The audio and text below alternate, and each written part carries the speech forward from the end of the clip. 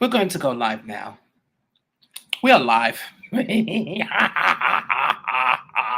is amazing. Hi.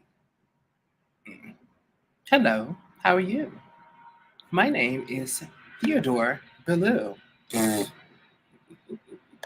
Okay, hold on. Listen, can I listen? I'm sorry. Listen, can I no, I want music. Can I have music on here? No. Hold on. Yes, they have background music on here. Hold on, let me see something.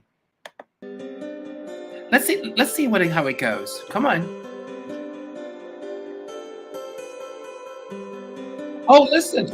My headphones are not even locked. My headphones are not even plugged up.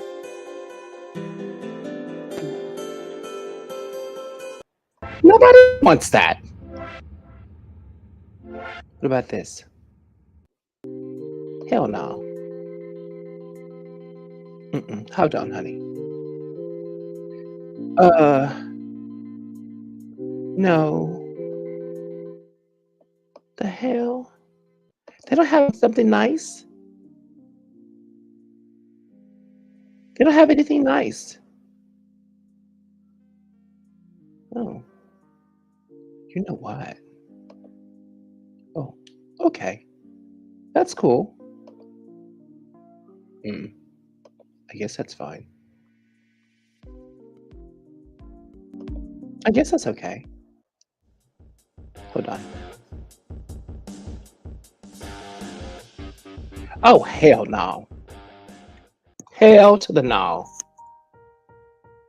What is this? You know what? Do they have black folks music on here? I know some folks are saying, well, what is that though? You know when you know. You know when you see. No, they don't, honey. No, they don't. Hello, everybody. This is late night Hoodoo readings and Conjure with Theodore Beaulieu. Hi, from Timeless Hoodoo. Listen, I got to go through all the videos I create every day and pit. Listen, go about pitting. Oh, I got to go on Clubhouse too. Hold on, I got to go on Clubhouse. But go about placing the hot links, more about each video, pretty much. I'm not listen. I have a very little description there now. It's bad. No, put a little bit more about the description. This is YouTube, and it's going to be on Facebook, YouTube, as well as a Smutbag XTube. What's no X?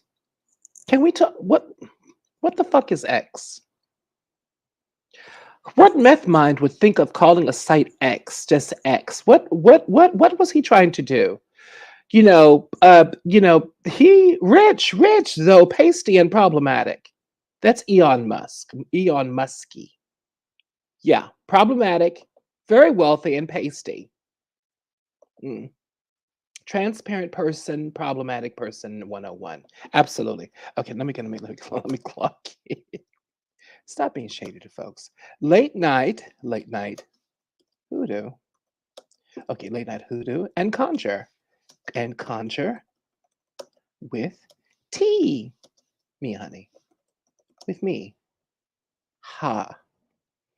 Ironically enough, I don't have replays on I don't have replays on because if I had the replays on, guess what?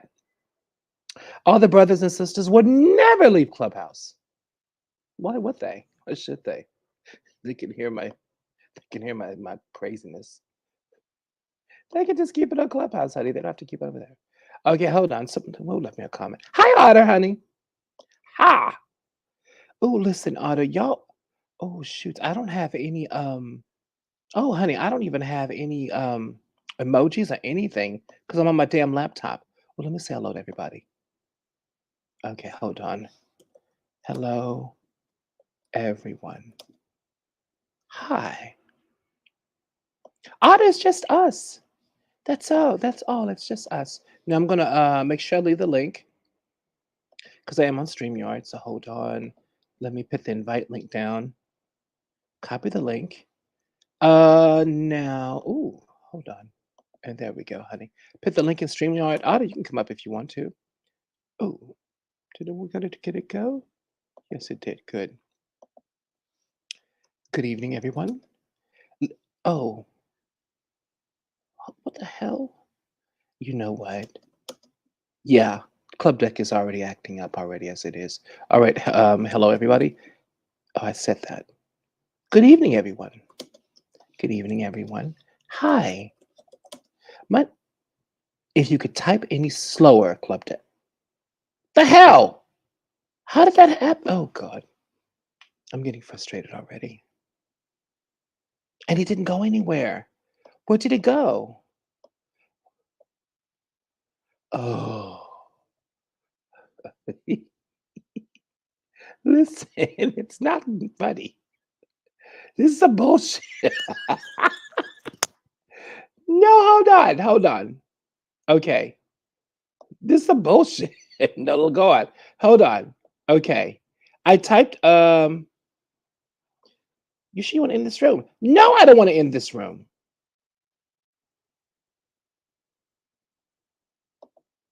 Oh, what just happened? Clips off. Chat. Okay, hit chat again. Oh, hold on, just a minute.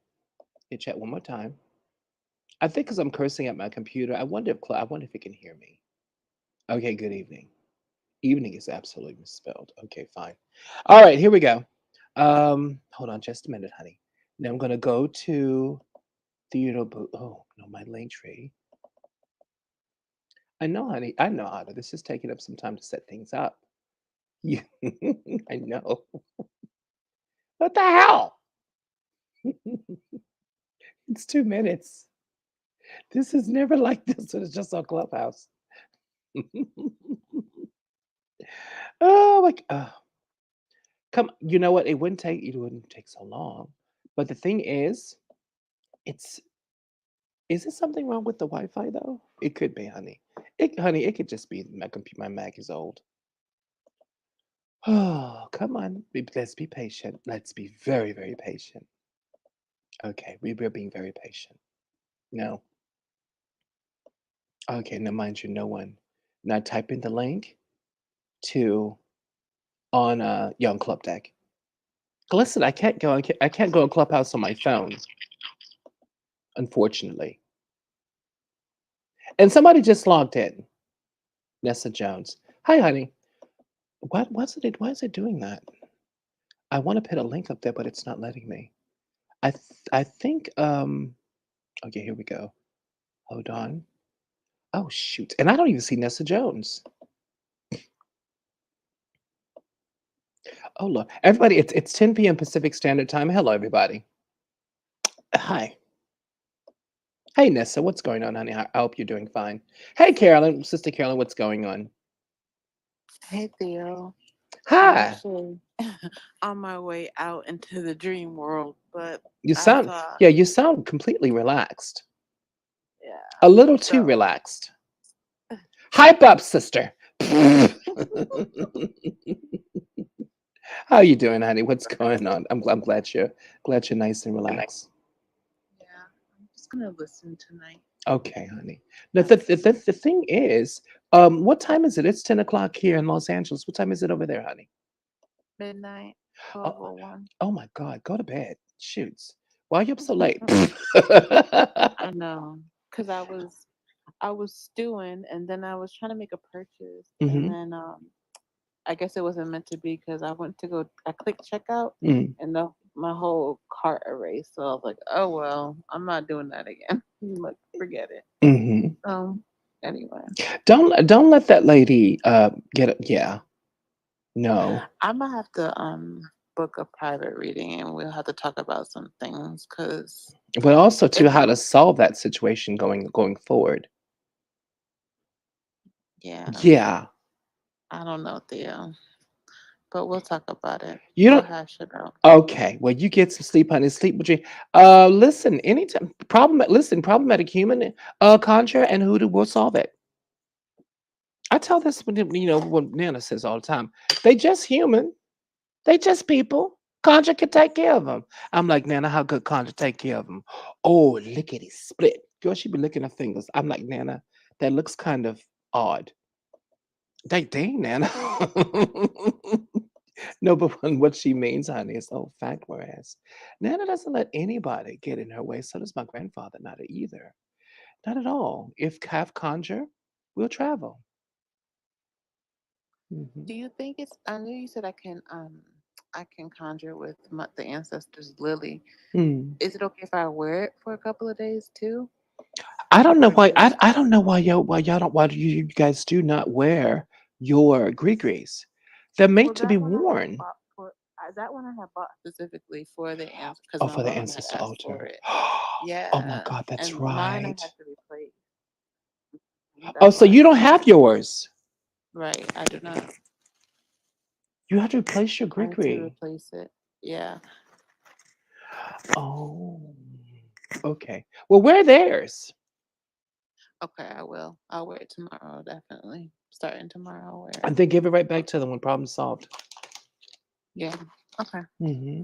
I usually like, I usually recommend, of course, the red mojo, of course, on the ancestor altar itself, and then any one of those Greek because they work super well with your ancestors.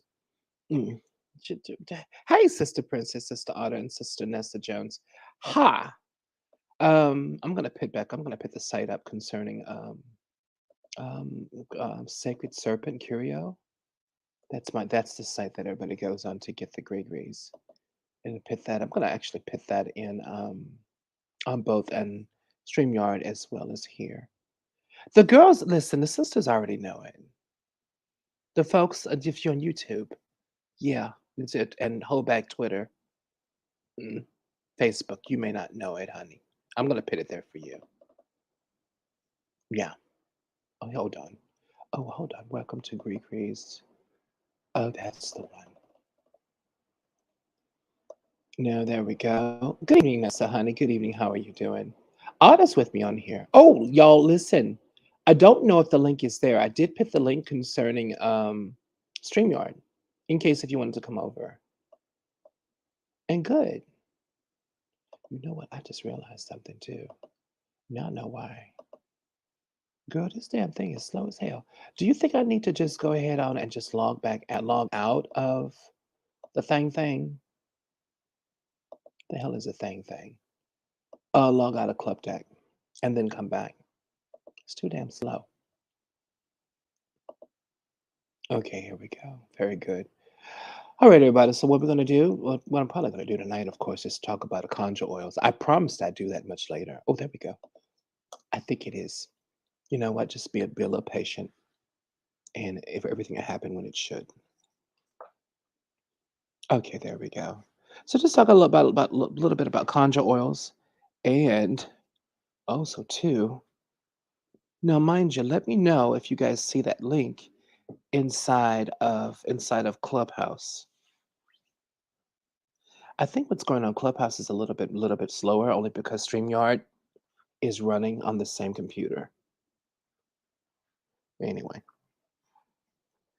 so hey y'all, what's going on? How are you doing? I hope you're doing fine. It is 5 minutes after 9, 5 minutes after 10 Pacific Standard Time here in Los Angeles, California. I started earlier. What I want to do was talk a little bit about conjure oils going on. This is and this is for a lot of folks, a lot of brothers and sisters here on Clubhouse. They understand. They probably have some of these recipes. Some of the recipes you may have, a lot of them you probably don't. And so I just wanted to go through that and recommend it as of such. Hey, Sister Asha. I hope you're doing fine, honey. Hey, Princess. Now, I'll put you up here. I don't see Hi if you up. there. Hi. Okay, now I hear you up here. I'm I here. don't see you. Hi. Hey, how you doing, honey? What's going on? Let me see the link you put in the chat. Oh, you do see. Okay, thank you, honey. Awesome. Thank you, thank you, thank you. Only because I don't. Girl, cute. Ooh. Oh, I want to talk about that too. Y'all, well, thank you, honey. I'm glad the links are there. Listen, did y'all see what Kelly Rowland did? Munching cans, how that white woman was trying to rush her own, and Kelly Rowland was almost pimp slapped that hoe down the can steps. I really wanted her backhand that bitch. Sorry, but I did. Yes, I saw that. Now, mind you, all the other white stars, they were just fanning themselves and just taking all the time they wanted. But Miss Kelly Rowland, looking so freaking gorgeous, she was just being rushed along like a peasant. I really listen. You know what? That's one of those situations where I would just say, it's one of those situations where I said, what would Mudcat do? Okay. In fact, I'm gonna write up, I'm gonna make that into a t-shirt. What would Mudcat do? Mudcat would have clowned that bitch and would have fought her on that red carpet, probably pulled every hair, every follicle of hair in her head, and probably will still be fighting her right now. Because at the end of the day, you don't touch her. That is a whole entire celebrity. Mind you, that's one of our celebrities, that's one of our queens, and that's one of our sisters. And but Kelly took up for herself though. And I found that ironic because quite a few of the videos are showing how the other artists, the other people that won the red carpet, white folks in particular, they weren't being rushed off, but she was. Was there a reason? Sure. Mhm. Oh, and for everybody who's been streaming, my cat is my mama. I saw that chick fight two men one time. I told the sisters on Clubhouse this chat. They know the story. I saw my mother fight two men. I was 5 years old. I sit there with a Coca-Cola and a smile. And she was at a juke joint, honey. I was young. I saw her tear two niggas down. My mother ain't number 5'5". Y'all, my mother is barely bigger than my grandmother. My grandmother's 4'9". I've come from little bitty bitty beautiful little pocket people. So where the hell I come from? But no, but seriously though, I looked at it and and the whole thing about it, you don't want to claim racism for everything. But and of course, and claim bias for everything either, because that's get old and tired. And so, well, life is much more complicated than that. But this is clearly some bullshit. And Kelly looked at her, and mind you, there was a young woman who reads lips because she's an advocate for deaf people. And so I just saw her video. Kelly basically told her, "You don't talk to me like my mama. You don't touch me." Pictures worth a thousand words. Kelly deserved better. I know I saw that too. I actually saw that. So the reason why it's such a big deal, in all honesty, is because that one picture of a white blonde lady waving and not being rushed off, and Kelly behind her being scooted up the carpet, you get a juxtaposition concerning how lives are, concerning same place, same event, different lives, right next to each other, and it's right in the same picture. Different experiences, definitely. And so that's some bullshit. Your mom doesn't get Vanessa, girl. My mother is absolutely, well, she's my mother, of course, I love her, but mama crazy. Even with me, and I'm much bigger than her, I'm still quite scared. I'm quite frightened of her. She's frightens the hell out of me. And so when mama says hush, you hush it. Pretty much. What I tell you, I done told you what don't make me tell you a second time. Um, my cat, you don't have to tell me a second time. Oh, you won't never have to tell me a second time. Never. Oh, you ain't never got to do that, my cat, ever. Oh, no. Do I got to tell you? No, no, hold on. My cat, you ain't never got to do that. Never. Listen, don't call her my cat either. She don't like it. I call her my cat because y'all know I've always chosen violence. I like antagonizing my elders. I love antagonizing everybody I love, including some of y'all. And so I'll call her my cat. She'll pick out the kitchen. What you just called me? My cat. That's your nickname. Daddy gave it to you. That's my daddy. That daddy can call me. You ain't my daddy. I can say it. My cat. And then I run out the house. Then I run out the house. Listen, I'm gonna kick your ass so you get back. Anyway, never mind, never mind. Hold on. So listen, if now mama, I know mama ain't never gonna hear none of these anyway. She ain't even online like that. She know what being online is. But anyway, Sheridan Nelson, I love you. And you're my whole entire heart. But anyway, that's a funny chick right there. Well, y'all listen. Huh. Don't. So listen, if one of y'all want to come up and talk to me, you can. Before I start, it's just 10:12. It's late. Everybody's laid out, especially on the East Coast, because it's probably around about 12 going on towards 1. Probably 12 minutes. Oh my God, it's 12:12 for y'all. Hurry up, make a wish on the East Coast. Now, do it now. Hurry up already. Right, right. Oh, hush. Yeah, on the East Coast, it's 12:12 because it's 10:12 here. They're 3 hours ahead of us. Hold on.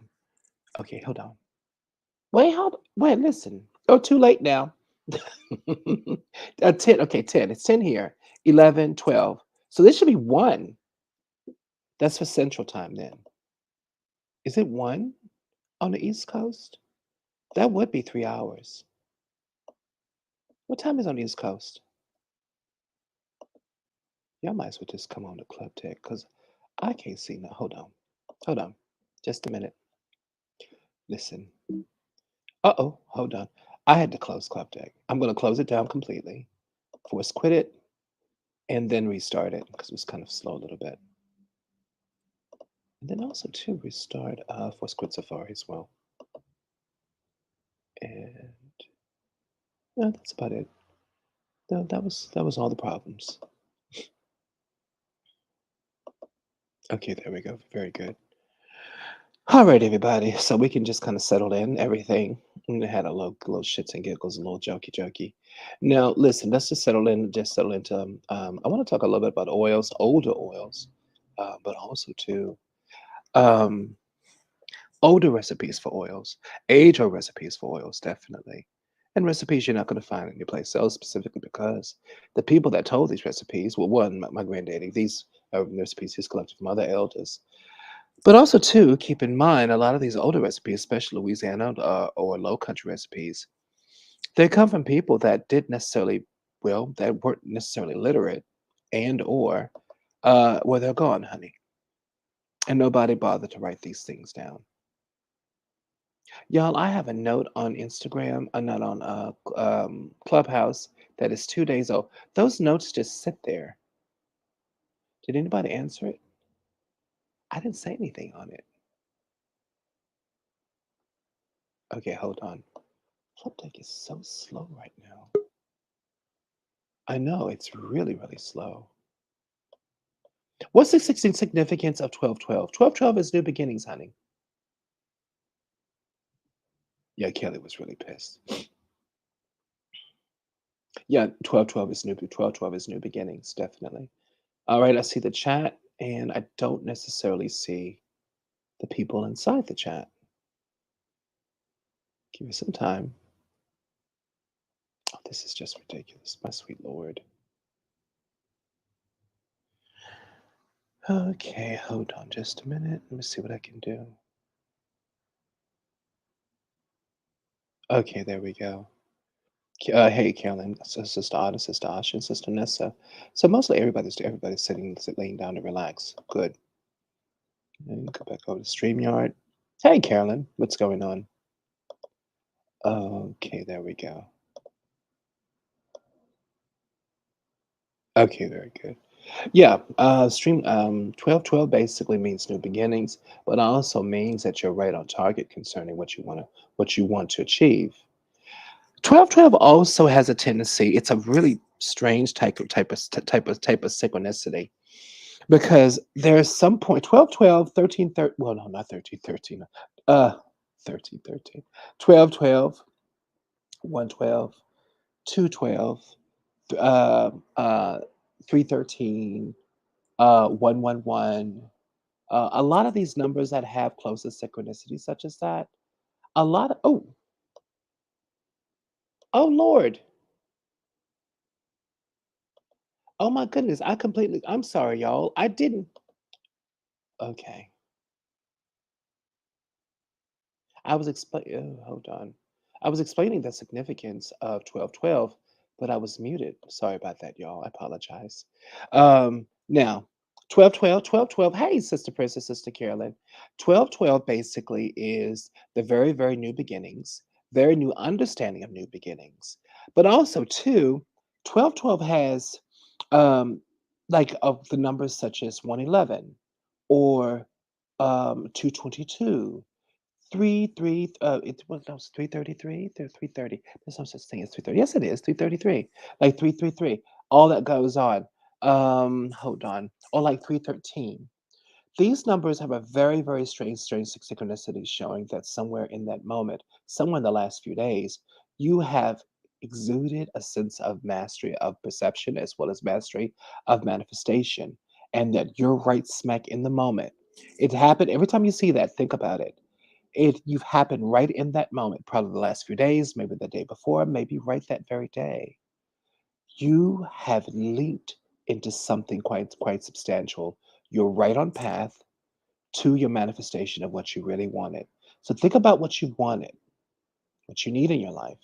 Somehow, some way, you're right on that specific path, right on that path. Don't know what you did, but you did it. So 1212 and those numbers like that is a way of definitely, absolutely making sure that you understand that. Think of it. Think of them as a way of validating you in a really beautiful way. There you go.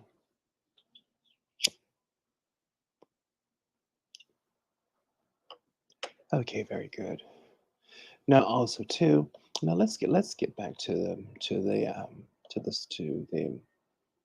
the oils and everything. Now I know that nobody's taking notes right about now, but this is going to be on YouTube, so you can always go about reading it back, looking back at it. So when you get up in the morning time, or anytime you want to, you can go and just take notes in that way.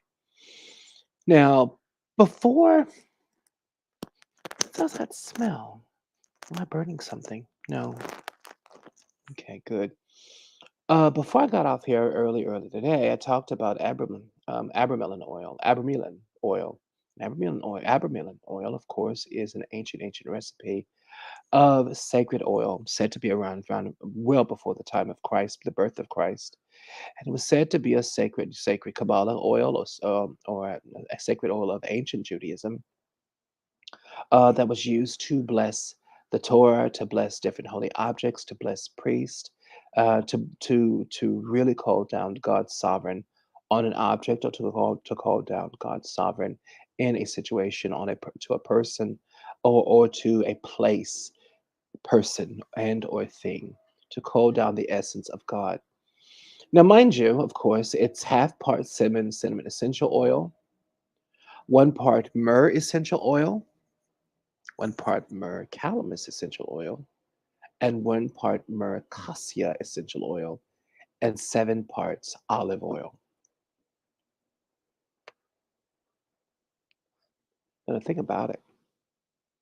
I gave exact measurements on the early in the day. On the last forecasting, I gave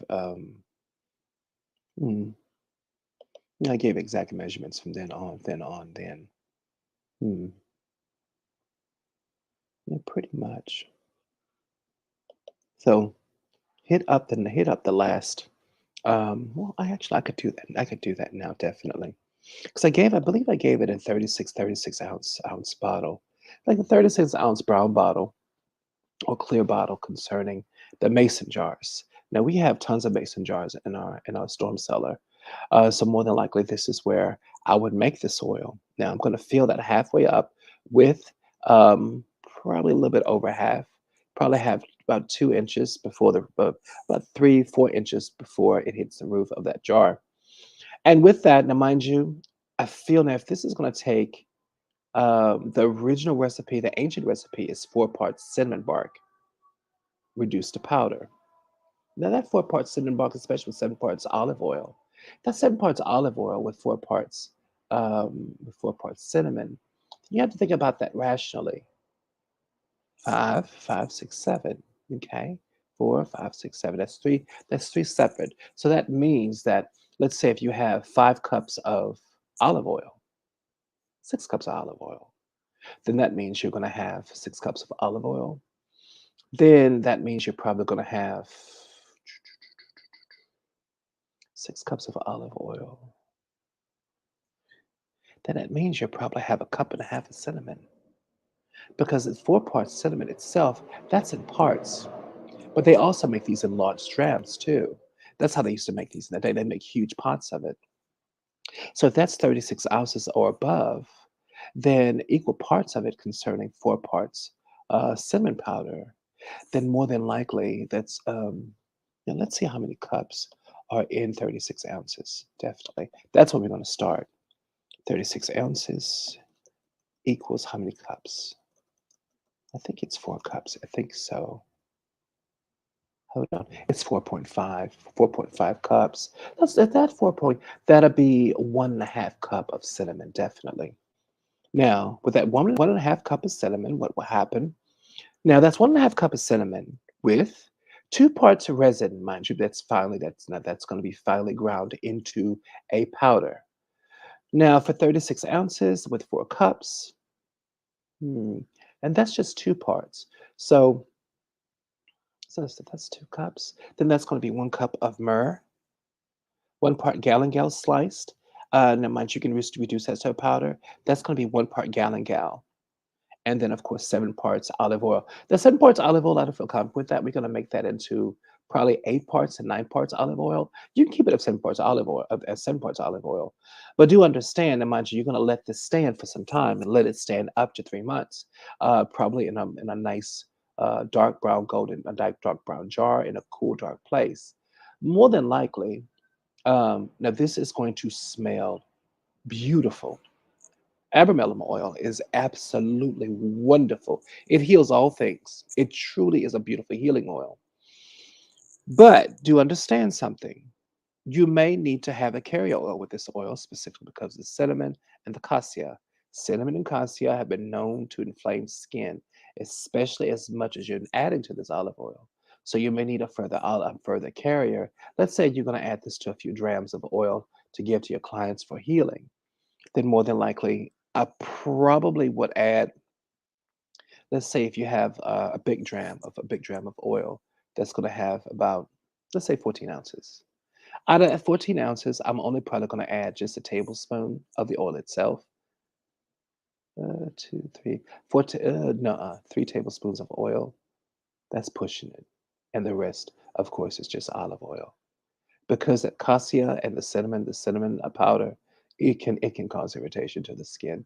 So as always with these oils, please do a patch test on your skin, honey, so it doesn't bother you. To make sure it doesn't irritate you. All right, now hold on. Can y'all hear me? I've got a feeling y'all can't.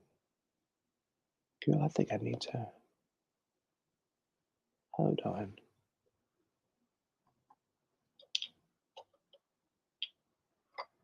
Just a minute.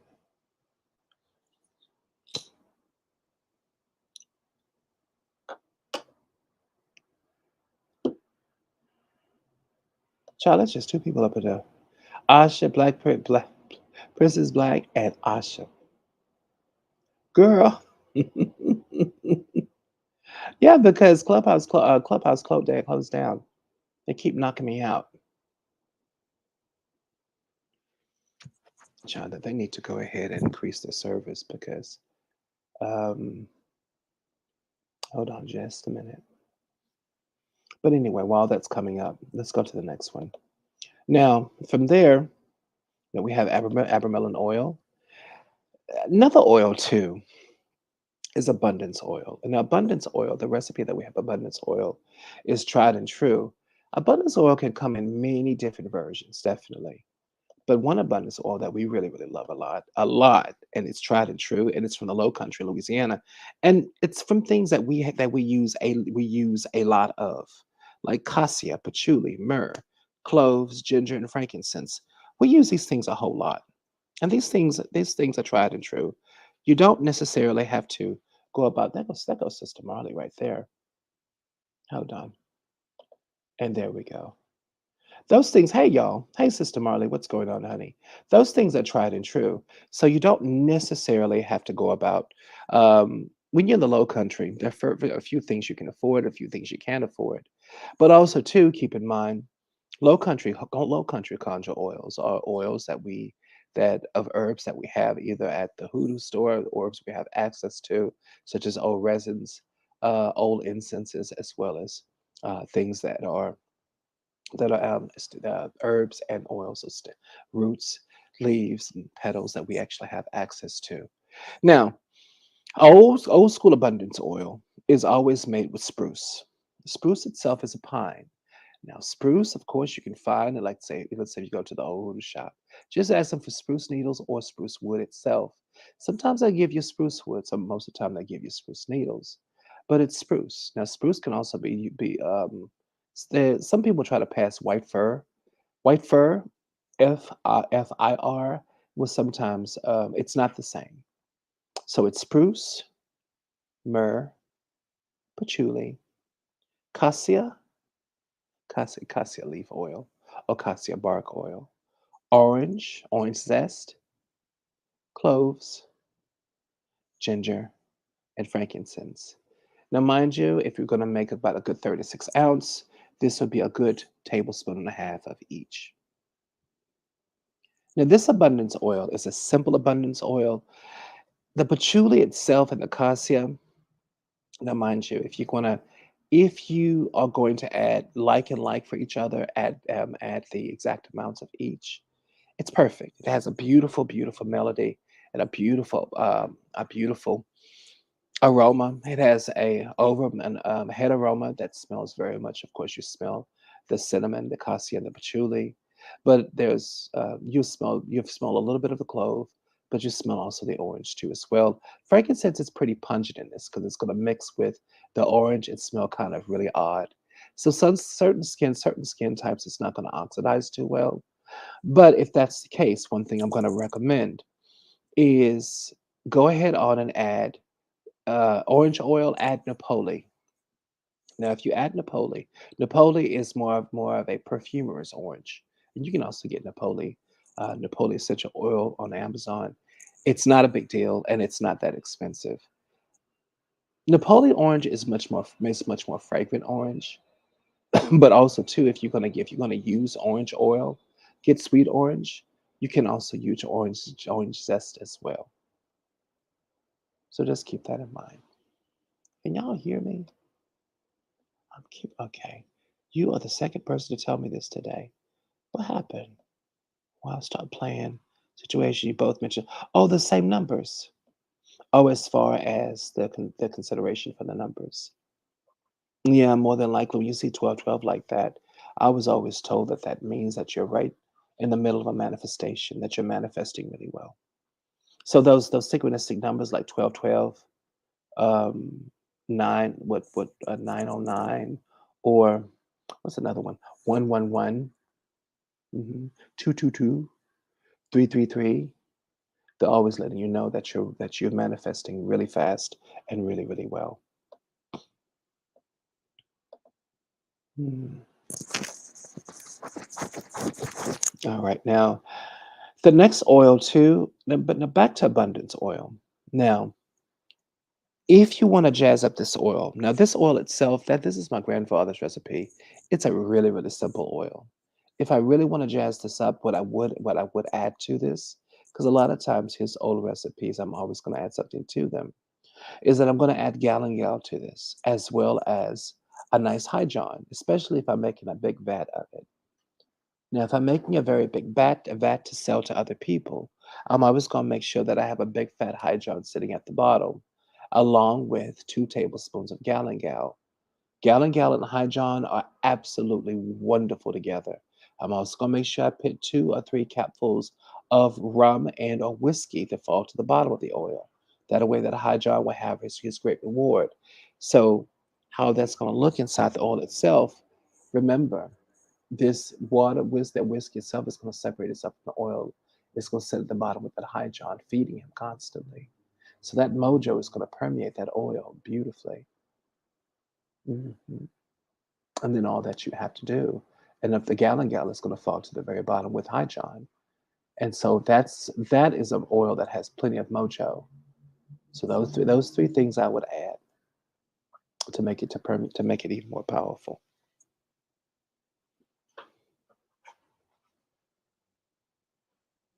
Absolutely. Now hold on. Now we have Adam and Eve oil here. Adam and Eve oil is really, really, really, really, really, really, really powerful. The only thing about Adam and Eve oil is that you have to be very, very cautious when you concern intention. Adam and Eve oil, of course, is to bring to intensify relationships with the people of the same of either sex. Um, but also too, when you use Adam and Eve oil, and I've seen my grandmother do this for some time, make sure you tell that person don't hunger for that person as much because they can end up what's called hexing themselves and having fall in love with that person more so than that person is in love with them. That can become a thing. So you got to be extremely careful about that. So when you're dealing with Adam and Eve oil, also too when it comes to dealing with a person concerning love, the best advice I can give a person who's in love who wants to use Adam and Eve oil um, is make sure that the love you feel for them, make sure that that love is falling back to you, or that love is requainted. If it's unrequited love, don't use Adam and Eve oil. But what you probably need is a lust oil, or probably a love oil. That's a light love oil. It's not too big. It's not too heavy. Because this Adam and Eve oil can borderline on more like sexual coercion, lending yourself, moving into love itself. So just keep that in mind. So be very careful with it. Now, what you're going to need, of course, is rosary. Now, mind you, this Adam and Eve oil is it's really meant for a woman. It's really, really beautiful, but it also has, um, it's unisex. I've smelt it before, but it does, because it has rose geranium. And the rosodranium oil itself, you're going to add, now keep in mind, of course, you're going to have benzoin and or vitamin E in this oil, in equal parts of each oil. The base is going to be an almond oil. So the almond oil is going to smell quite sweet. Um, but let's say, for instance, you're going to use go about using equal parts of every single component of this oil. The musk oil, now we talked about musk oil recipes. We talked about them in ad nauseum concerning musk oil recipes. But you're going to need one musk oil recipe, one musk oil, roast geranium, which is probably going to be around about 10 to 20 drops, musk oil, about 10 drops. Melissa. Now, Melissa is a major herb of love we don't talk about enough. Melissa is a green plant that, when dried, it creates a longing in that person. And then, of course, apple blossoms, which can be a dried plant or a dried herb, and or oil itself. A pair of lodestones, a male and female that are attracted to each other. Magnetic sand to feel them to pit inside that vat of oil, as well as one Adam and Eve root that's going to fall to the very bottom of that mojo, the oil itself. Now, again, if you want to make the Adam and Eve, I was going to ask you to put a hydron up in there. You definitely can. Um, but always keep in mind, when you're placing a hydron in Adam and Eve oil, it will make the oil much more powerful, but it'll lend itself to have more of a masculine flair. Um, it's it's a type of oil that, yeah, it just have a really masculine flair to it. So just keep that in mind. All that means is that it has sharp edges to it. It just means that it works. It works very hard in the whole seduction arena, seducing folks. This is not the type of love. I know it's Adam and Eve. It sounds kind of soft and sensual and very pink and loving. And no, no, no, not at all. This is a seduction oil, definitely. So just keep that in mind. Be careful with your intention. All right. Do y'all have any questions? Oh, no? All right. There we go. Now, hold on. Hmm. Now, listen, y'all. What? Now, I'm writing down, we're talking about oil recipes. It's kind of late. It's 10:37 for that. But I guess it's okay because y'all can listen later. But if y'all want to talk about something in particular, y'all just let me know. And I'll do that for you, definitely. If you want to talk about something in particular. Oh, hold on. There we go.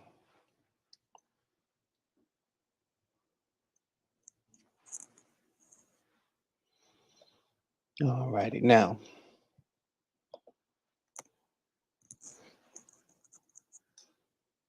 put my spectacles back on.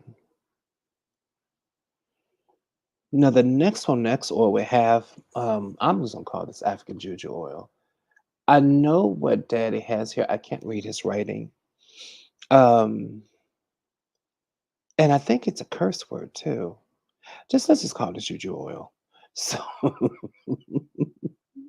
mind you, it's the cross enemies. It's the cross enemies and uncrossed clients. It's used in protective works and to anoint candles for rituals. It's worn as a supercharged protective. It does smell really, really good. This is just a really good protection oil. Beautiful protection oil. Now it does have mimosa, jasmine, and patchouli, as well as myrrh.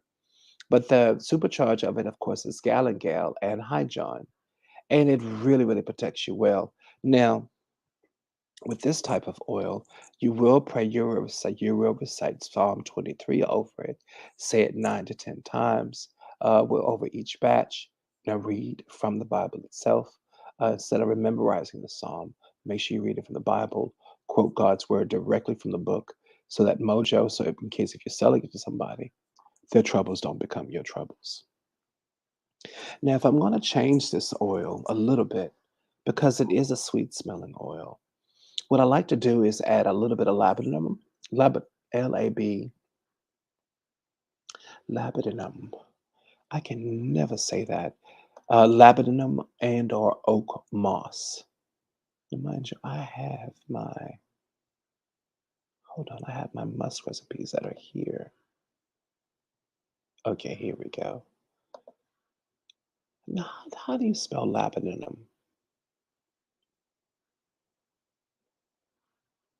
Hold on, y'all. Labdanum. I'm looking at my daddy's notes. And the thing about it, okay, I think it, no, hold on. I'm looking at his must notes. Oh, there we go. Labdanum. Labdanum. Labdanum. Oh, labdanum. Labdanum by itself smells really good. Very masculine. Really, really beautiful scent. It's used in a lot of male scents, and so is oak moss absolute. Oak moss absolute, of course. Oak moss absolute just by itself as an oil is a type of oil that gives you sovereign and power. Truly does. It's a beautiful oil to work with, absolutely. Um, but the thing about labdanum, as a spiritual agent, what labdanum does is that it goes about working concerning, especially for male, giving you power, walking into a room, taking on a type of stance. And it does the same thing for women beautifully. But the one thing that labdanum does that I'm always going to warn against, especially if you're, because labdanum goes in the basic musk oil, like the basic Saphir recipe for musk, which is 12 drops of labdanum, 24 drops of oak moss absolute, and 64 drops of bergamot in a 36-ounce bottle of olive oil. One thing I'm gonna, now, of course, this is gonna be a male. It can actually be unisex, but the more labdanum that you add, the more attention you're commanding from people. So always keep that in mind. It's very much a male type of essential oil, and very much a male fragrance, but it does have its own spiritual mojo power. It does, honey, definitely.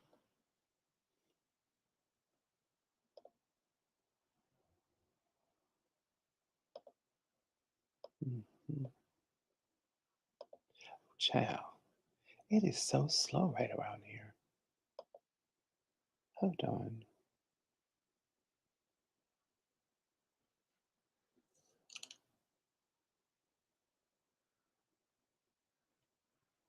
All right, I have to close out Club Deck because it's just so slow. Hold on. I'm gonna open it back up. Where is everybody?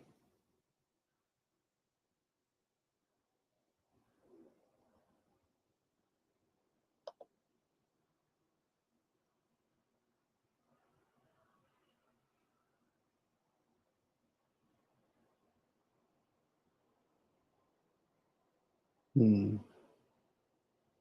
No, no, not on mute. I had left. Hey, Marley, honey. Not on mute. I left. No, because they took me out. Maybe, I'm probably gonna have to start this computer over again. Hold on. No, I just have to. I'm probably just gonna have to start my computer over again. Is it on my phone? No, no, no. No, it's me, honey. Hey, Sister Marley. No, it's me. I'm just have to start this computer. I think my computer is just overheating. Yeah, I think it's overheating itself.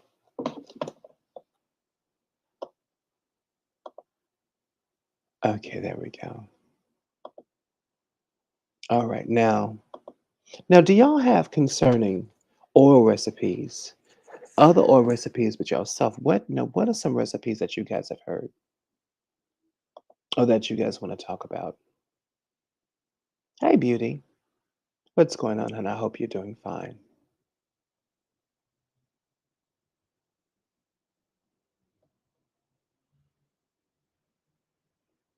Hey, One says she wanted to know if you had time for a reading. absolutely, honey, definitely. I can't even see it up here. Hold on just a minute. I'm going to do PTR and hold on just a minute. Is it on my phone, y'all? Hey, Sister Mother, come on up, honey. Definitely. Hold on. Y'all, we would get right back to oils. Definitely oils as soon as we can. Now, Sister Mother's going to come up for a reading. Hold on just a minute. PTR. Hey y'all. Hey, honey, what's going on? Hey, I feel like I need a reading to see what's going on around here. How is Medellin? How is everything over there in Colombia? I You feel sound like so clear. yeah, and I feel like life is calm here. Yeah, it's not crazy at all, Yeah. is it? Yeah, it's like it's real, it's calm. People drive crazy, but other than that, I feel way less stressed. Welcome to South America, honey. They don't know how to I know. drive, but the people are wonderful. They really are truly wonderful. They don't know how to drive though. Yeah. That's Wow. everywhere. Girl, listen, then don't go to Argentina then, honey. Woo, the people I don't Okay. they shouldn't have driver license. I think they get their driver's license from the clown store. So no, honey. And then like Panama, nobody should even be in the car. So Right. welcome to South America, honey. So I'm glad you like it. Now, mind you, have you seen any wonderful sites? Are you just getting adjusted? Yeah, I've just been in the area that I'm in. Is Hmm. like good restaurants over here. It's I feel safe over here. Good. People were saying that I saw people saying online like don't walk around with your phone out. But more than one Uber driver were they specifically said no, people walk around with their phone out over here. This is a real safe area. And I've Yeah. seen people, women walking around with their phones out. So I was like, oh, okay, well maybe Hmm. I'll be okay. So I have my phone out sometimes because I'm using GPS to walk. I've been walking around a lot Hmm. because it's like real easy to walk here, kind of like Hmm. New York. So I've Hmm. been using my GPS and I haven't had issues. The one thing that I'm going to feel, because just being a traveler worldwide, what I used to do, and I know they have better tethers, have a tether for your phone. There's a tether you can actually put on your phone case, and then also to have your phone a tether locked to your wrist or things like that, and or just something like that, definitely. Because I know in Bangkok, because I was in Kuala Lumpur over 20 years ago, and then, honey, that was when the sidekicks and the Nextel phones and all that mess was going on. So they would snatch your phone out of your hand. But what That is Bangkok though. But what I learned how to Mhm. do is just tether my phone. And just and also too, a lot of these countries are not nearly as bad as the as people make them out to be. I think Yeah. people do that purposefully. And a lot of that reputation is coming from other folks who kind of go there with expectations. Um, our lives and what we expect from the world is completely different than other folks. Yeah. And so we're not going to have the same experiences. Yeah. Yeah. Hmm. But I really, so far, it's only the third day, but I like it. I went and got my nails done today. I've been going to the same. I went to the same pho restaurant. This Uh-huh. Vietnamese restaurant twice, but I got sushi and that was the worst sushi I've had in my life. It's not good at all.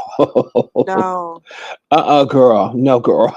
No. and I eat a lot of sushi and like fish and raw fish, so I don't Yeah. know how that's gonna work. No, I don't know about Colombia sushi. I think No, if you now mind you, if you go further, are you near the city itself? yeah, Okay. I'm in Medellin. Okay. I don't you may have to shop around, but the thing about it is because I know they have 5 stars. A lot of the restaurants they have 5 stars and everything else. Go to Yelp and see and just type in sushi for Medellin and use that Yeah, as a reference because a lot of times tourists they'll put in their ratings and yeah, use that too. Also, too, I do feel psychically be careful about salmonella. Be careful about just about the way they treat the fish because it may not be as such and such. So just be careful about yeah. that. But do look at the Yelp ratings though.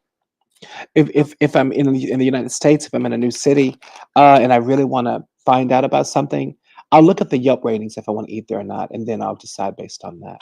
If it has a yeah. listen, if it has a horrible Yelp rating, I ain't going Mhm. because that means I know.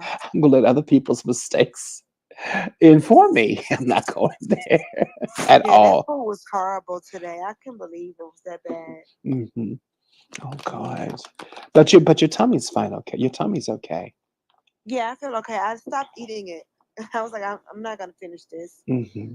I didn't want to be rude to them because the guy seemed like he really wanted me to like it, Yeah. but I just told him I was full, and I'm real thin, so people believe that I get. Hmm. I'm like, this is nasty as hell. This is gross. All right, honey. Now listen, where would you want me to go with your reading, honey?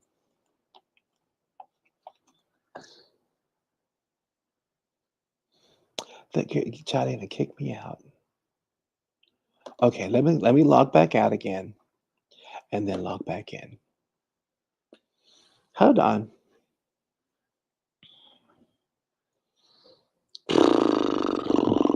Hey y'all.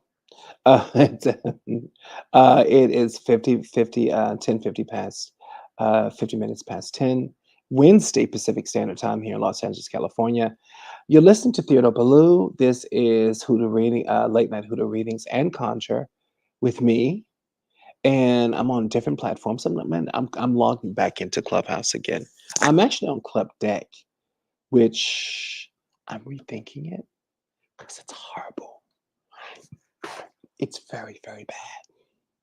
So I'm going to try to get Marley to come over to here. To get her to come over to Club Deck because Club Deck is really slow right now. All right, Sister Marley, can you come over to Can you come over to Streamyard on Instagram? Only because it is really, really, really, really slow. This is really slow. I gotta go, guys. Bye, Nessa. Have a great night, honey. It's like the mic blinked and went back on mute. Okay. Okay. Lydia. I'm still on mute. No. Yeah, I know.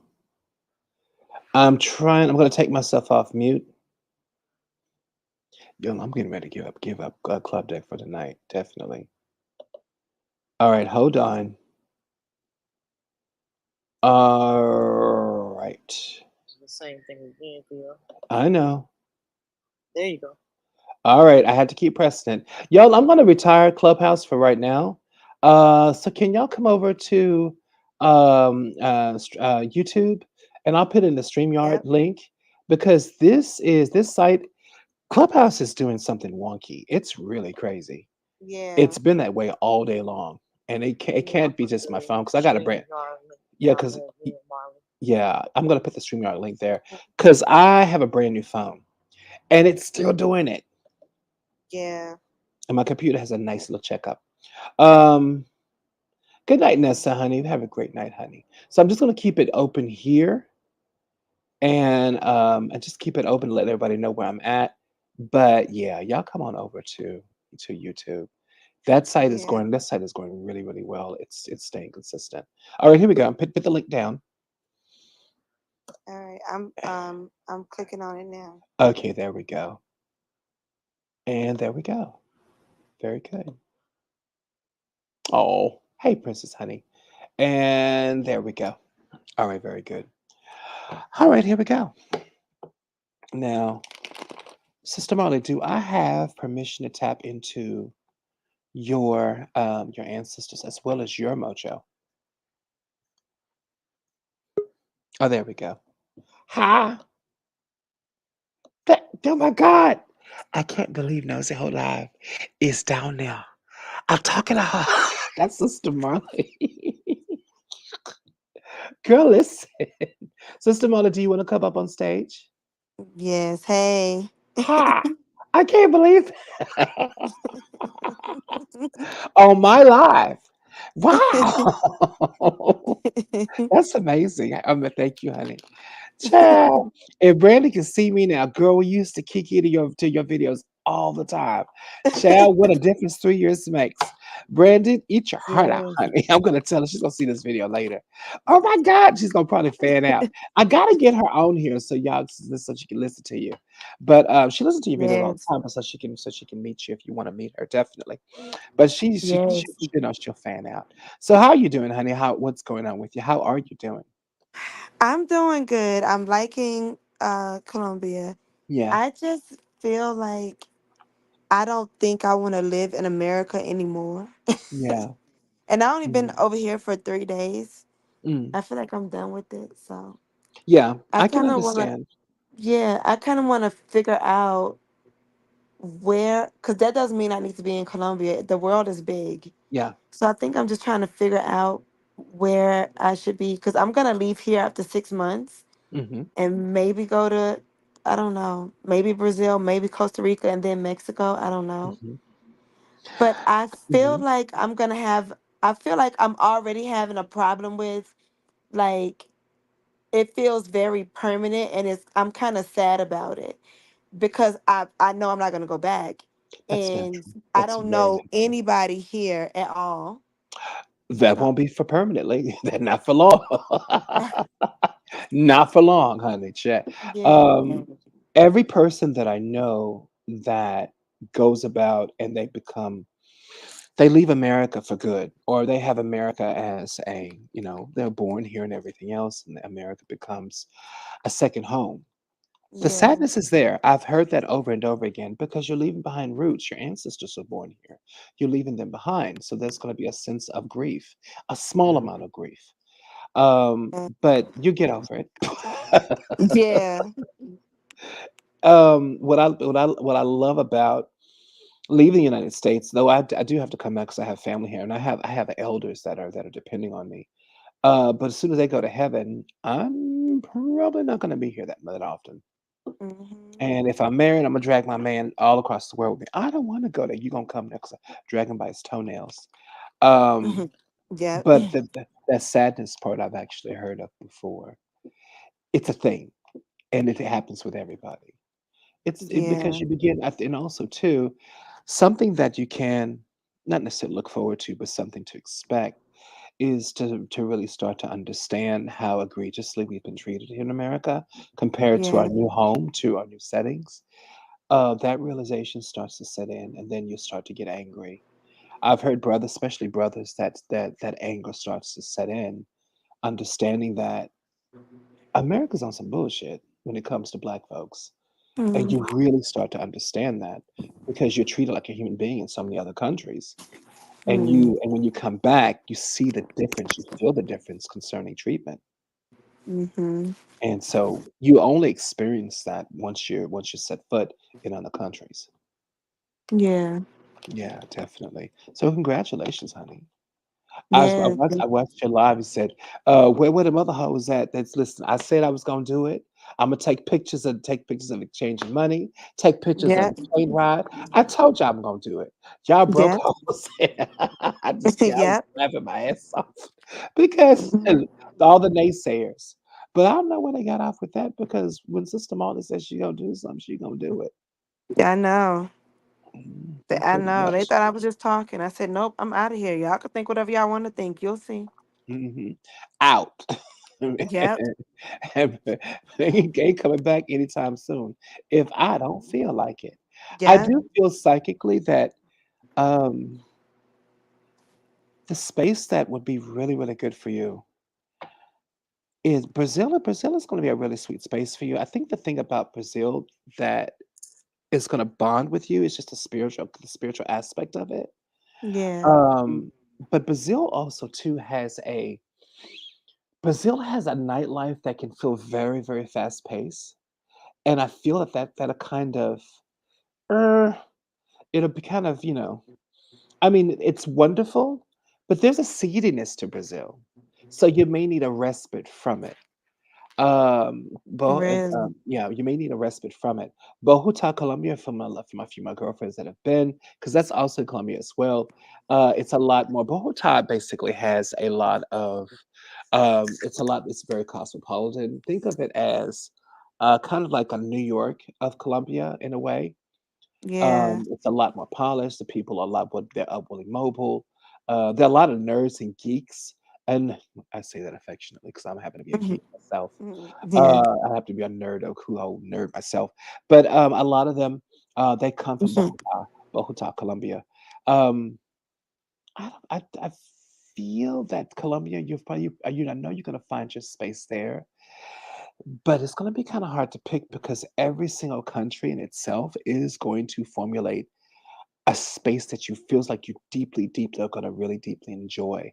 So I'm just gonna recommend enjoy everything Yeah. and then just enjoy everything and then choose accordingly.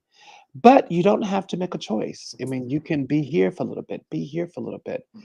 That's the really great thing about being nomadic and being able to live your life nomadically. Is that you don't have to Yeah. commute unless you really want to. Yeah. Hmm. How do you feel about that? If I like that I definitely like just feeling free and just being Mm, a nomad. But then I think about I don't know, especially mhm, because I was talking to my friend a little bit ago, mhm. and she was talking about like people at her job working so much Yeah. and finally retiring and all of that. And so I think about how long am I going to do that before I sit down somewhere. I'm 40 years old. I'm not Mhm. 21, which 40 is still young. I'm still out about in the world. Yeah. But how long am I going to move and bop around before I finally sit down somewhere? And where is that going to be? I don't know. I guess I'm just thinking about a lot of, I feel like I need to have, even if I like being free and like Mhm. uncertain, I need to have some kind of certainty for the future. Stability. So, yeah, A not root, for now roots. though. Mhm. Yeah. Yeah. But I need to have an idea of what I'm going to do later. The only thing that I would really recommend, one thing, well, actually 2 things. 40 is the new 30, pretty much. Yeah. We take better care of ourselves. Yep. We're not our grandparents. Yeah. And the way concerning technology and medicine, give 50 years, 40 would be the next 20.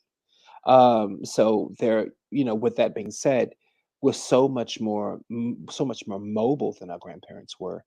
But Yeah. not only that too, don't let age mitigate, and you know this already. Don't let age mitigate how you move and shake in this world. Yeah. Because I know 2 70-year-olds that are both in New York, and they go back and forth to Paris, back and forth to Italy, back and forth to Venezuela, back and forth to Kuala Lumpur, where I met both of them. And they've been doing this for years. They were doing this 30 years ago when I was young and popping, and over in Kuala Lumpur being a whole entire whore. So that's how I met Zach and his husband. And they're in their well, Zach is in his late 60s. And then his lover, of course, he's a 71, I believe 71. And they're spry, and they're literally great looking men. And they just like, when are y'all gonna settle down? Never. They Yeah. like being international. They like the fact that their jobs, they're retailers, but they also like they specialize in importing, exporting dry goods concerning having a vendor such as Whole Foods, the supermarket chains, the high end supermarket chains. So they're constantly traveling, and they're like, we love being nomadic. And Yeah. they've been that way since I've known them. In fact, sending them Christmas cards or sending them postcards from where my travels was a nightmare because I'm pretty sure there's a whole lot of postcards and old addresses that have never been received because Yeah. it's hard to pin them down. Yeah.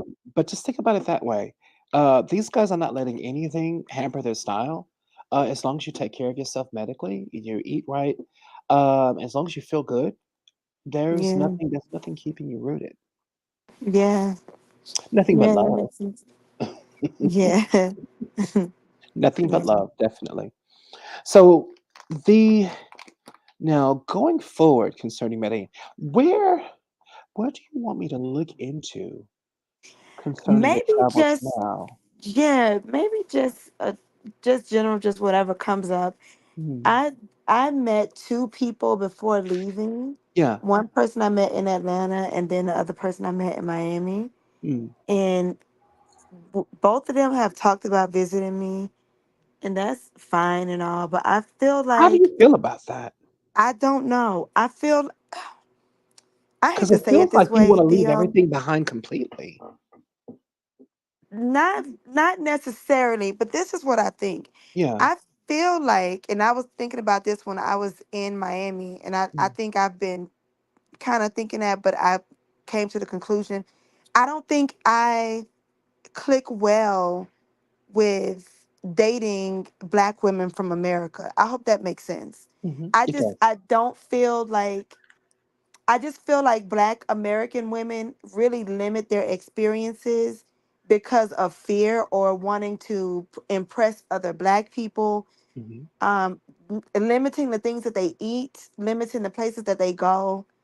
And Mm. I'm that's not the life for me. And it feels like women who are even if they're black women but just not American, or women who are just not black American women, they are more likely to go and live life and not really care about, Mhm. keeping up with what people want them, what people feel like they should do.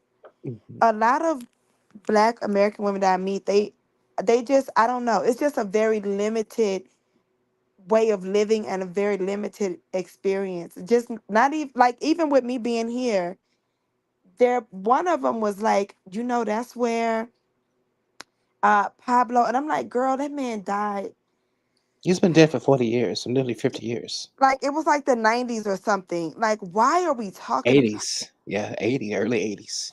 it? He's Was something gone. like that. And Like, they're trying their hardest to live that down. Both Colombia, Medellin is trying so hard. They don't even want you to talk about him. They're actually ashamed of him.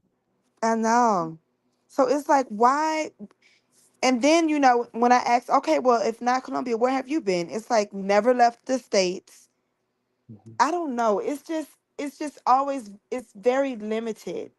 And Mm. even women that I have met, because I only date women. So Mhm. women that I have met that have traveled, it's like they only want to go places like Jamaica and shit like that. Like, I don't want to fucking go to Jamaica. The world is bigger than going to Jamaica or the Dominican Republic. And if you Mhm. mention something like going to Spain or Berlin, they think you're crazy. But Mhm. if I Mhm. mention that to other lesbian women, they're up for it. So I think I've come to the conclusion that Mhm. I don't click well. I don't work well with Black American women, at Mhm. least the ones that I'm meeting. Maybe it's just the Mhm. people that I've not everybody, but most of them. It's not every Mm, person that I met. People that I was in a relationship with were more open minded, mm, but it's like one open minded person for like 500 that are just like, oh no, black people don't go there, black people don't eat that. mm. Just Yeah, oh my yeah, because I know the lesbian couples that I meet that are sisters. I know several that are everywhere. Girl, they just go everywhere, and you can't pin them down.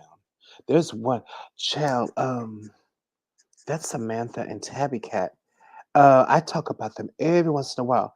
They're in Peru right now, and yeah, and you guys talked about the sickness going to Machu Picchu. I mentioned that in that AOL, and mind you, Tabby had already been through that. Her nose started to bleed, and also Sammy said that she fainted, said that she had to go to hospice for a little bit because they went to. It's not Machu Picchu; it's in Peru. It's a high elevation, but yeah, these sisters are literally going everywhere, and there are just a few. So that going about. I feel that it's just a demographic. It's just a certain demographic. I feel like so many sisters are really opening those spaces up to different spaces. But also too, I love that you're broadening your horizon concerning people, period. yes, Because you need to be right now those that have no fear, that want to go exactly where they want to go, and there's no holds barred because to not be in that space is just going to feel suffocating to you. yeah. Absolutely. Now, Sammy and but I couldn't do well. I don't know how to do well. I don't know. Listen, I'm too big. I'm too fluffy. And, they're both physically fit. Oh, dang, you should come. But they would listen. Come be with us. And they pay. It's like I'm going to let them pay. I'm going to come be with them. But what am I going to do in a high elevation? I'm going to faint, and I'm heavy. And no, I don't want to be a burden. Not too out of shape. I hate to say that, but it's the truth, though. I'm not. I met those girls 20 years ago when I was in shape. I was buff.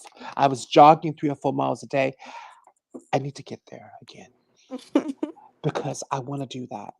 And I'm being especially inspired by Tabby Cake. So they have the most beautiful photos, and they want to go to Paraguay, near the South Pole, and they yeah, have all the outfits, the tents, and everything going on because there's this whole community that takes the Winnebagos and the tents and camping out. I'm like, this is cold. And the Tabby Cake's like, well, that's why we have fire. I say, oh my God, you're such an adventurer. So the thing about it, I want to do that, but I got to get in shape. I must get in shape. I gotta. yeah, So I say all to say about my best friends that they are sisters too. They're out there. It's just that I love the fact that you're broadening your demographic concerning travel, and it's gonna resonate to who you attract to you. But yeah, there's different strokes for different folks. But I'm also from the apparel industry too. A lot of sisters that are lesbians from the apparel industry, the fashion industry, this industry, motion picture industry, these girls, they get out more so and out of this country. Honey, yeah. if I felt if it wasn't so expensive to get off this world, they do it. I'm like, come to Mar. I don't want to go to Mar. Come with it. Didn't drag me by my toenails. Come, y'all. I'm like their mascot. Listen, they would send me like a little canary down the canary trail. Listen, T fainted. Maybe we shouldn't go.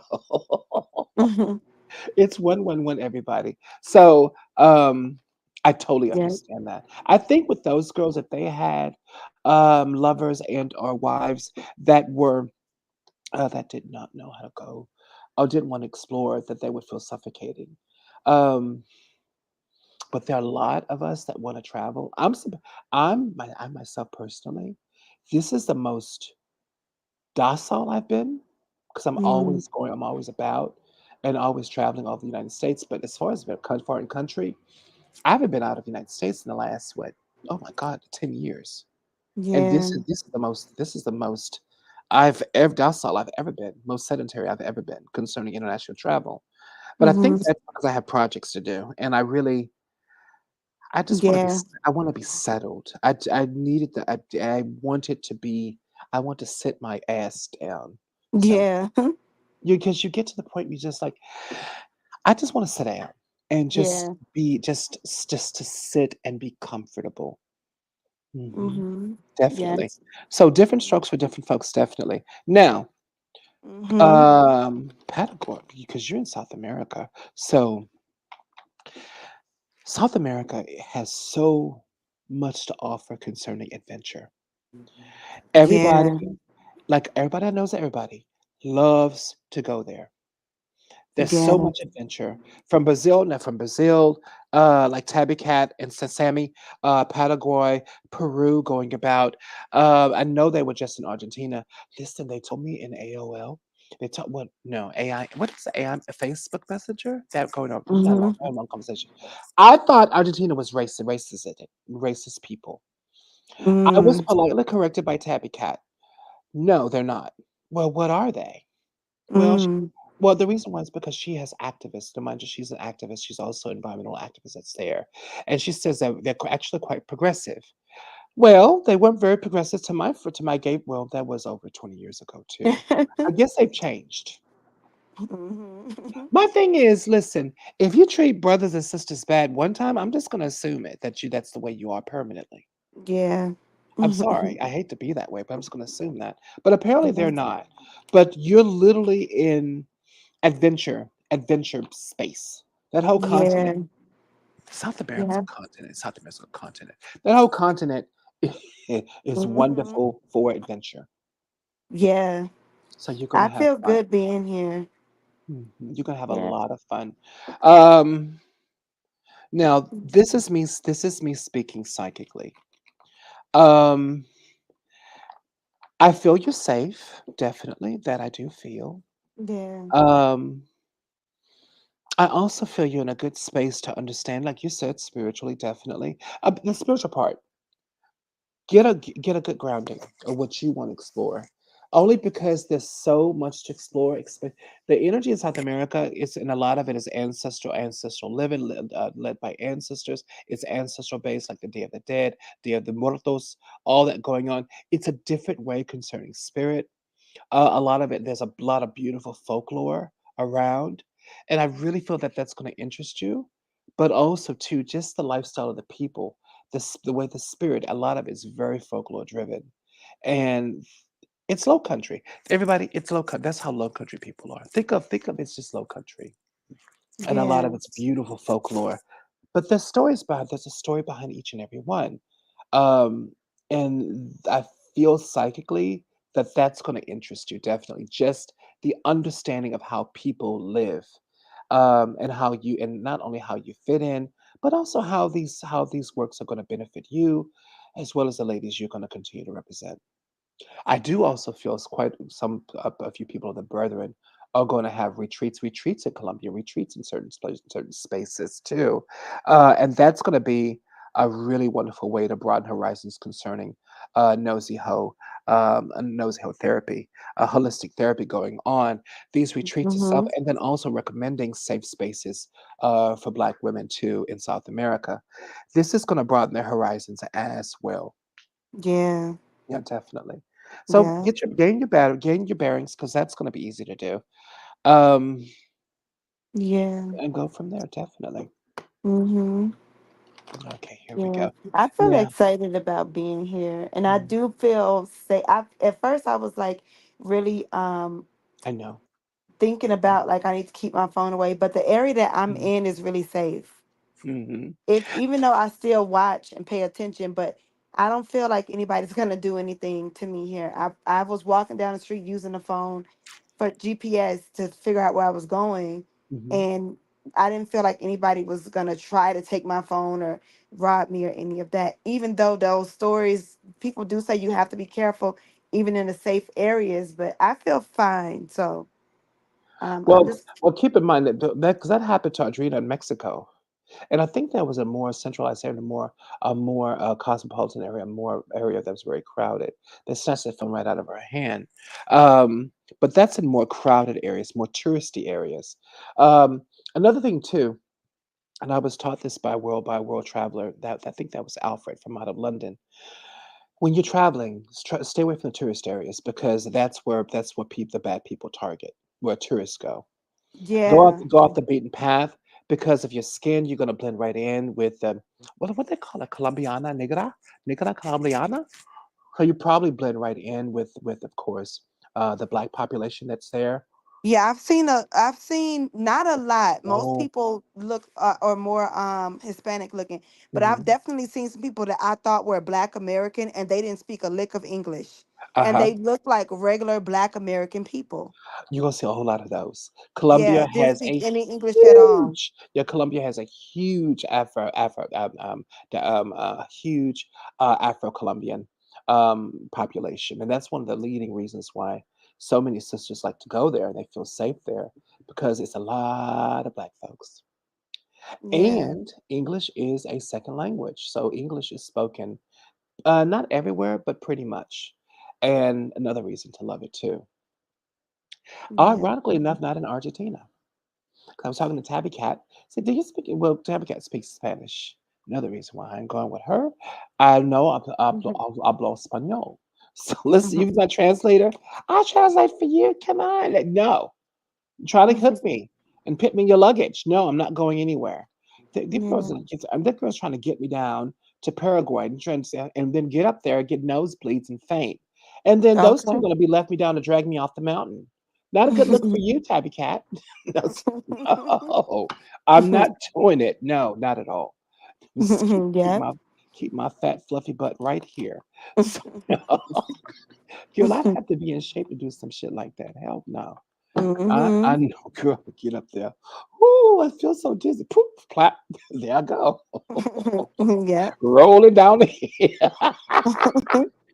No, girl, no, no, no. But the history there is amazing because they're going to the ruins, and next, um, they're gonna hit the Andes lines where they have the Andes lines, the Naztec lines. Because Tabby Cat, she loves the supernatural. Next week they're going to to the Naztec lines. Is that in Peru? Where is that at? I know that's somewhere. It's somewhere going in near Peru. Where is that? No, Bolivia. I think that's it. But that's a whole nother country. But they're gonna go not country. No, it's a country. These are countries on a continent, y'all. Sorry, Hmm. but they're gonna go Hmm. and visit the Naztec line sometime next week. And I said, take plenty of pictures. Yes. Yep. No, they're a lot of fun, honey. All right, so hold on. Now, been given permission to tap in. I want to Yes. tap into your mojo there and see how you feel, what's Yeah. around you. Hold on. I want to know. Hold on. Okay, Miss Robinson came up. Head start. Head start. That's the devil card, but she's putting a stop to everything, a stop to bull crap. And Oh wait, aren't we scared of Miss Robinson? mm, no, not in this way because you have the Freeman card right next to her. Miss Robinson puts a stop to bullshit. Mm. Yeah. She puts a stop to bullshit. Now, keep in mind, Miss Robinson is no nonsense. So to be quite frank with you, honey, you have a Miss Robinson's attitude, whereas no, Yeah. unequivocally, I don't want it, ain't gonna do it, can't make me.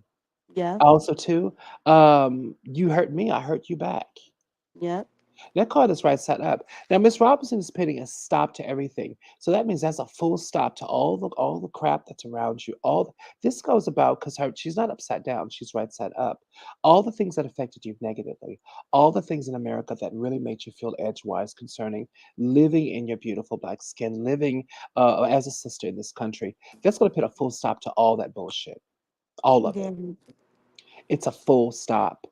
Now, the only card that I'm looking at funny, because you're gonna lead such a beautiful unconventional life, is the Freeman card. And the Freeman card, I would think would be right side up, but it's upside down. And so that only lets me know one thing. The unconventional life that's going to be there is probably going to have some structure. But the Freeman being upside down next to Miss Robinson is going to be now, mind you, this is not about just being adaptation going on, but it's more so a feeling and knowing that of course you're going to have to go along. It's not about adaptation because you can do that pretty well, But Colombia is not exactly how you feel it's going to be. It's going to be some adjusting to. Now, also to the Freeman card on meaning an unconventional life, it's a sense of power that's there, conjured over it. Now we have an upside down nine of coins. What Upside does down that nine. mean? Oh my Now, God. now the Freeman card. Freeman is literally Mr. Freeman. Now, mind you, he makes more money than everybody else because he's a conjure man. But he lives a very unconventional life. He doesn't follow the rat race, and that's what your life is. But being that that card is upside down, right with them, right next to Miss Robinson, that's right side up, that lets me know automatically that the juxtaposition concerning life in America and life living in a freer form, you're going to have to get used to it. It's going to be a juxtaposition concerning psychologically as well as spiritually.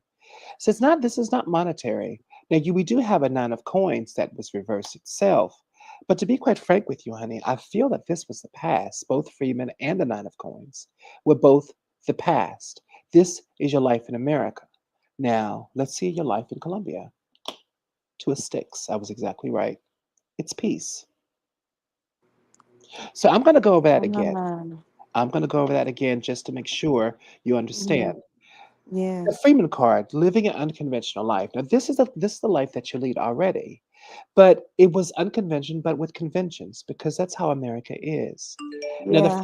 The Freeman card himself, he's a conjurer. He's walking from the ward's crypt, which are really hateful, evil people. And he has a mason jar. More than likely, he's going to do something with that mason jar, probably a heart or a hand from a body inside that crypt. But he drives a faster car, wears better clothes, makes more money. But everybody thinks he's a fool because he doesn't follow the rat race. But what they don't know is that Mr. Freeman is wise as of all. He doesn't make everybody rich. He makes himself rich. And because he doesn't do what's considered, because he doesn't conform, people think he's stupid. But he's not stupid. They're Right. stupid. Exactly. But Right. that card being upside down is living an unconventional life in your case, but also that life had conventions or stipulations because of the mindset of America itself. You're only going to get so far. Now, Yeah. with the nine of coins, your money, because of that, your money is going to be upended. I don't care how much money you make. I don't care how well you do. America has a zeitgeist that's always going to be at the tip of our tongues as Black people. And there's always going to be this dark cloud sometimes over our heads. We get so used to it till it doesn't affect us. But that nine of coins, literally, because she has a beautiful dress on, she has a cigarette, fat Persian cat in her lap, reading a book. That's a life of leisure.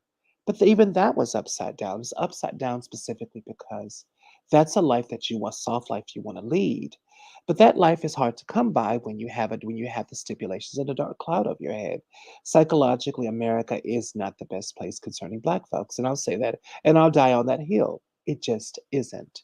Yeah. Now, the last card is Two of Sticks. This is the type of mourning, the type of sadness you were feeling. Now, this card is right side up. It's an elder man. He has two sticks and has two legs. Now, he's too old to cross over that river into Canada, but he knows that his work is out there.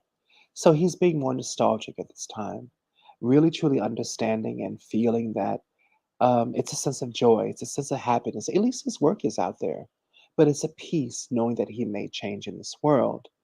Now, next to Miss Robinson, Two of Sticks is also because there's such stop, an abrupt stop to everything. And mind you, you're handling it in the last, unless you've been there for now a day so, you're handling it really well. But that abrupt change to America, you're probably going to deal with it really well, but you're going to notice that things are just not the same and Yeah. in a very good way. But this is nostalgia. The Two of Sticks always talks about nostalgia. And even now, you're somewhat nostalgic about America itself. And that's Yeah. actually quite natural. Yeah. That's I very, think very it's natural. because it's different to go to another country and still Mm, live in America and know you're gonna go back. mhm, I don't live anywhere. I have no idea when I'm going back to America. mhm. I don't think it's gonna be soon. Like it could be years from now. It could be years from now because that's 6 months. You can go to another state or to another country in South America, hang out there for 6 months, and go back to Colombia, go back home. Yeah. But that two of sticks says everything right next to Miss Robinson. Miss Robinson also shows how much. Now you don't complain a lot of you don't complain a lot, Marley. No, see, not at all. You're not a Mm, complainer, especially when it comes to personal pain. But Miss Robinson shows how much America hurt you. And that you don't talk about. That's your personal business. You don't complain about these things because you're a warrior. But America hurt. And Miss Robinson is a complete, blunt, blunt stop, just cutting it off completely. mm, And that's what that is. Now, also, too, to back up the two of sticks, we have a Black Hermit card that's right next to two of sticks. Black Hermit is a magician. He was a magician concerning the Chitlin Circuit. But a lot of people don't know this about Black Herman. Yes, he was on the Chitlin Circuit in the early 1930s and late 1920s. But Black Herman was an incredibly proficient conjurman, and he was also a very famous conjurman, known in many conjure circles, in many Low Country circles, in order to conjure spirit. That's his fame and fortune. Now in the card, he's pointing down to a drum being a drum, and fets or bamboches is the heartbeat of that ritual of conjuring spirit, getting a hold of it, letting ancestors mount you, going about and taking a part in these rituals in order to conjure. He's also pointing down to a sassafras. Sassafras was the heal all root of his time. It healed mm, everything. But mm, in his right hand, he has a wooden staff that clearly has the word power. And Black Hermit is about gaining power, sovereign. And that's what you're going to have in this country, in all these travels, not just this country, but that's what you're going to gain. It's power. yeah. Now, I do have to say, pointing down to that drum and the sassafras, I feel like in this case, America has taught you a lot. It has equipped you a lot. It made you strong. And it feels like pointing down that drum representing America, the hard lessons learned in America, and that sassafras being the character that America has helped you build. That's still pointing down, utilizing that as a frame of reference and utilizing that as a root. And in turn, of course, having that staff of power in your right hand. America has made you powerful, and you will see that in due time. You will see things much more resourceful than people up there that are native to these countries. That you're going to have resources, psychological, spiritual resources that they don't have because you Yeah. grew up in a country that is the most powerful in the world, that gave you a sword and shield that's made of pure steel. And that's going to empower you. Just right Mm, now, you're getting away from the juxtaposition of ill. What the hell did I leave behind? And yeah. wow, I should have did this a long time ago. Mm-hmm. And why did I do this younger? Also, too, I have to say this. If you start getting the mindset of why didn't I do this younger? Because um, so many sisters get in that mindset. Don't. Yeah. Hold on. Yeah.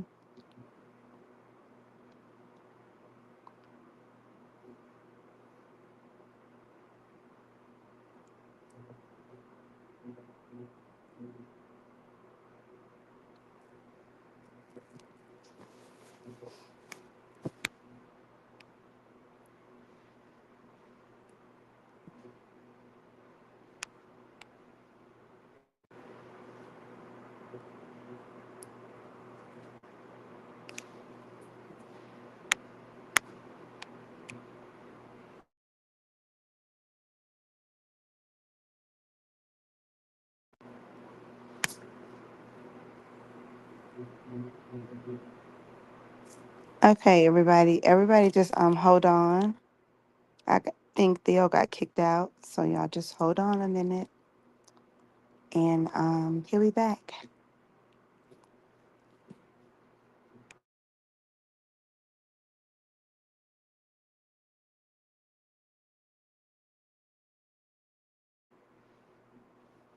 I can't even see who's here because nobody said anything in the chat, but hey y'all.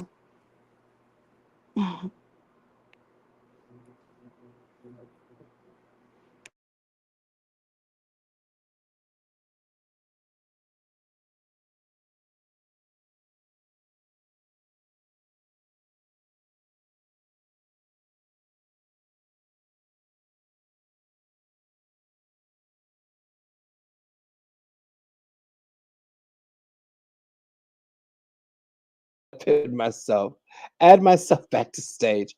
Girl, the Wi-Fi out I was here. telling them to It's hold a on. bullshit. Sorry Yeah, I about told that, them to hold everybody. on. Yeah, no, Mhm. girl, I had to put my own Wi-Fi up. I have my own little Wi-Fi going on now. But also too, with Black Herman going on, I mean, there's just a beautiful sense of power. But that's what I meant to say. Always to do understand. I see some sisters do this, especially when they're traveling out, and you're much more seasoned, a much more seasoned traveler. Yeah, Some sisters wonder why they didn't do this when they were younger. You didn't do it because you wasn't ready.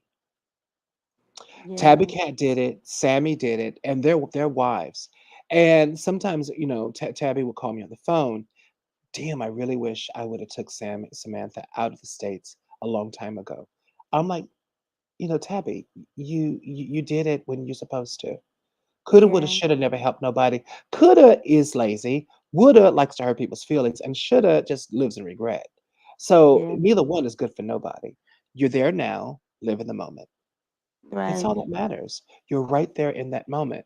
So if that ever hits you, because when life is sweet and you're having fun, you will wonder, like, what did I miss? I should have been here a long time ago. Don't do that to yourself.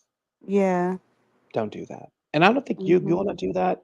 But if you come across any other ladies and any of your friends that are expatriates, expats concerning America, and you have that tearful talk with them, one, tell them to hush, and then and then two, Yeah. just like, no, you're here now. That's all that matters. You're here right Mhm. now. Now, Yep. Five of Baskets is right under Miss Robinson. Five of Baskets talks about the destruction of things, how things literally have fell on end. Um, this is what Miss Robinson is pitting a stop to. The things coming apart. But mind you, there's five baskets, three baskets have an up end, and there's an owl on the end of the upturned end of one of those baskets, showing that your ancestors are always around. But there are two empty baskets that are always there to hold any and everything that you need and that you want. So Miss Robinson is putting an end to the disruption, the destruction that America can, but also to the psychosis that it is in being a part of this country. She's pitting feels like a sense of the upheaval, of the not being comfortable, this not being comfortable in your skin. Just not, this says it's a thing. And that thing, that subtle feeling that we never pay attention to living in this country, is going to become as loud as a chorus. It's going to become very, very loud. Watch and see what I tell you. It's going to become incredibly loud. Where's Sister Marley at? Uh-oh. Her Wi-Fi's gone too. Should be right back. Hey y'all. Hi. Hey, just saying. Okay, hold on. Where's Sister Marley at? Hey, Sister. Hey, hello, Sister Princess. Sister Careless. I think Sister Carolyn's probably asleep. Ha. Hmm. The whole thing about it is, though, a lot of times there's so much regret when it comes to dealing, traveling and of course living your best life, and then wondering like, why did I do this sooner? Don't get in that mind state. It's so important not to do that, because you're living an aspect of regret. You're traveling when you're traveling. I had to have this talk with Sammy. Um, you're living in the moment now. Just let it go. You're living right now. That's all that matters. Oh, y'all, that room on a Clubhouse is gone, completely gone. They took it away. It's completely gone. Hold on. Okay. Hmm. Now that's nosy. Nosy, be right back, y'all. Definitely. Hey, y'all. What's going on? Hold on. Now let me try to get that room back on Clubhouse. Now that's for everybody who's going to listen to this online later on. Um, when that's anything you tap into, anything that you love. hold on. Anything that you love, that we have a tendency to like, you know what?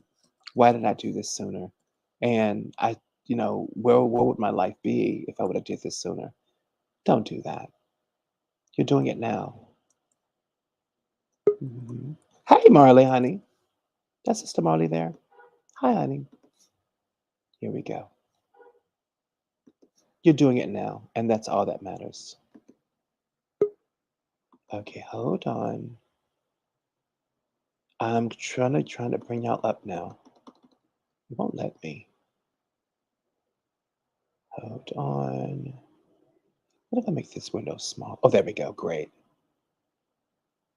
Hold on, Sister Marley. I'm bringing you up right now. There we go. Add to stage. Yay! It kicked me off. I don't know Oh what's my going God. on. The hell. So, Lord. And so no, but I was just telling everybody right now, do not let regrets get you Yeah. because it will. Mhm. Mhm. All right. Now, you have five of baskets. Five of baskets literally is the type of situation that because it's right under Miss Robinson. Miss Robinson, of course, is going to be dealing with um, a sense of a sense of destruction, a sense of upheaval. That's what she deals with.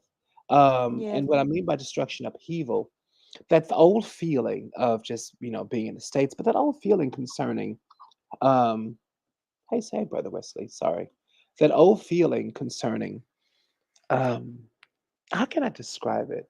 The first time I stayed out of the United States more than 6 months when I was in Paris, there was this old feeling that came over me. And I began to realize that, wow, that is, yeah, I'm treated a certain way here. That feeling there. And it's just Yeah. it's a really weird cloud that's over you that we never realize until we leave and we live someplace else. So that being said, that's a right side up. So Miss Robinson has put a stop to that. Of course, she's put a stop because you're in a whole different country. Now, Yeah.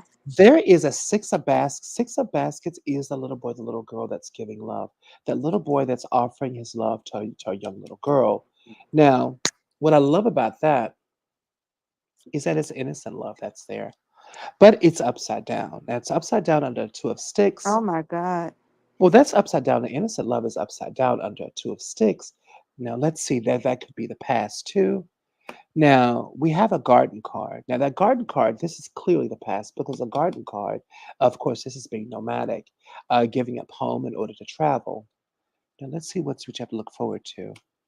Now, Ace of Sticks is under the Two of Six. Ace of Sticks is also reversed as well. It's a sense of change of power. It's almost feeling like we're exchanging power for peace. There's going to be a power struggle that's there that's gathering new power around you. Now, we went from Six of Baskets to Innocence of Love. That's the back itself. That's betrayal. Then we went to a garden card that's reversed, giving up home for travel. Then Ace of Sticks. That Ace of Sticks next to a Five of Baskets is going to be because it's right above a Two of Sticks, which is peace. It's like trading one in for the other. But also, too, it's right next to a Father of Sims, and that Father Sims is right below a Black Herman. That's healing. Ace of Sticks concerning power is giving up the power. Sometimes the power that we feel that we have is not really power. It's just things we're holding on to make us feel, well, to protect us. And when you don't need those defense mechanisms that did give power, then you start to heal and really charge on the full power, such as what Black Herman represents above Father of Sims. That Ace of Sticks is not a bad thing being turned upside down. It just means you're going to let go of a lot of things that bothered you, things you never knew bothered you. And Father Sims writes it up as a sense of healing. And right above it is Black Herman, a sense of nature power for yourself. So you're Yeah. right under Two of Sticks is the Ace of Sticks. The Ace of Sticks, these are ancestors. These are things concerning ancestor, things that were bothering you, and things that were part of your ancestors, part of Yes. your bloodline, letting all that go. Hmm. Mhm. The point whereas this kind of got kind of mm, it got kind of deep. It's almost to the point whereas you kind of No, it's kind of like spirit is kind of commemorating you and congratulating you for having the courage to be in the space that you're in. Definitely. Yeah. Um, but the first card we started out with, Miss Robinson, right side up. Miss Robinson is difficult, y'all. But we know why she's there to put a stop to bullshit. And the last card is Father Sims, which is healing. What a Yeah. juxtaposition. Stopping bullshit to start the healing. Yeah. This is where you're going to start to heal. Yeah. Yeah. Congratulations, honey. I was thinking that today in a nail salon. Like, I feel Hmm. like I'm just gonna be better off because I got away from America. That country tried to kill me. I'm telling you, my hemoglobin was low. I was Hmm. literally dying. Yeah. I was, yeah, I was talking about that today. I Yeah. was dead. That's crazy. And it's just the environment, the stress. New York is a stressful place to live. It Hmm. doesn't matter. Even when you make six figures, New York is stressful. It's just stressful. It's a stressful environment. That's just a part of the culture to always be on the go. You don't heal that way. I just had surgery in March and I'm supposed to jump back into that hustle and bustle all the time. I don't want to do that. So Hmm. I just feel more at peace here. I feel people don't really do that. People kind of from the area that I'm in. I've only been in this area, but people take life easy here. People don't do that anywhere else but New York and LA, sweetheart.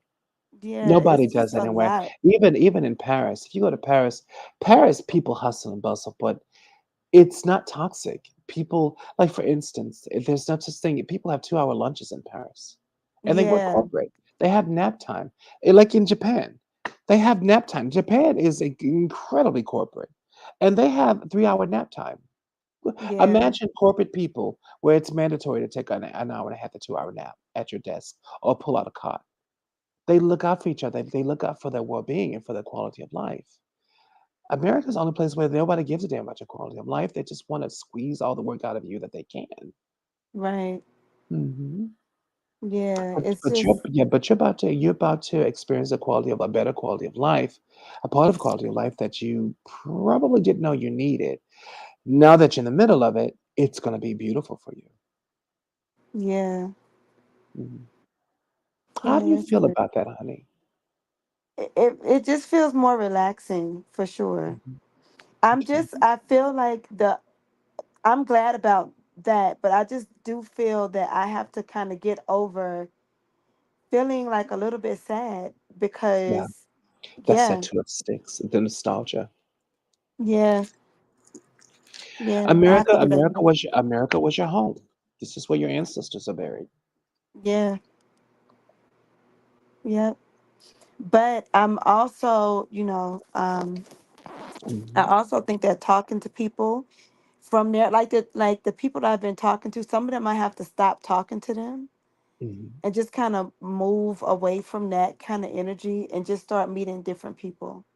True, Yeah, because it's true. just it makes me sad even talking to some people. Yeah, because you can still feel some people are still in the matrix, and I know, Yes. some I feel that I know Jonathan. He's in Paris right now.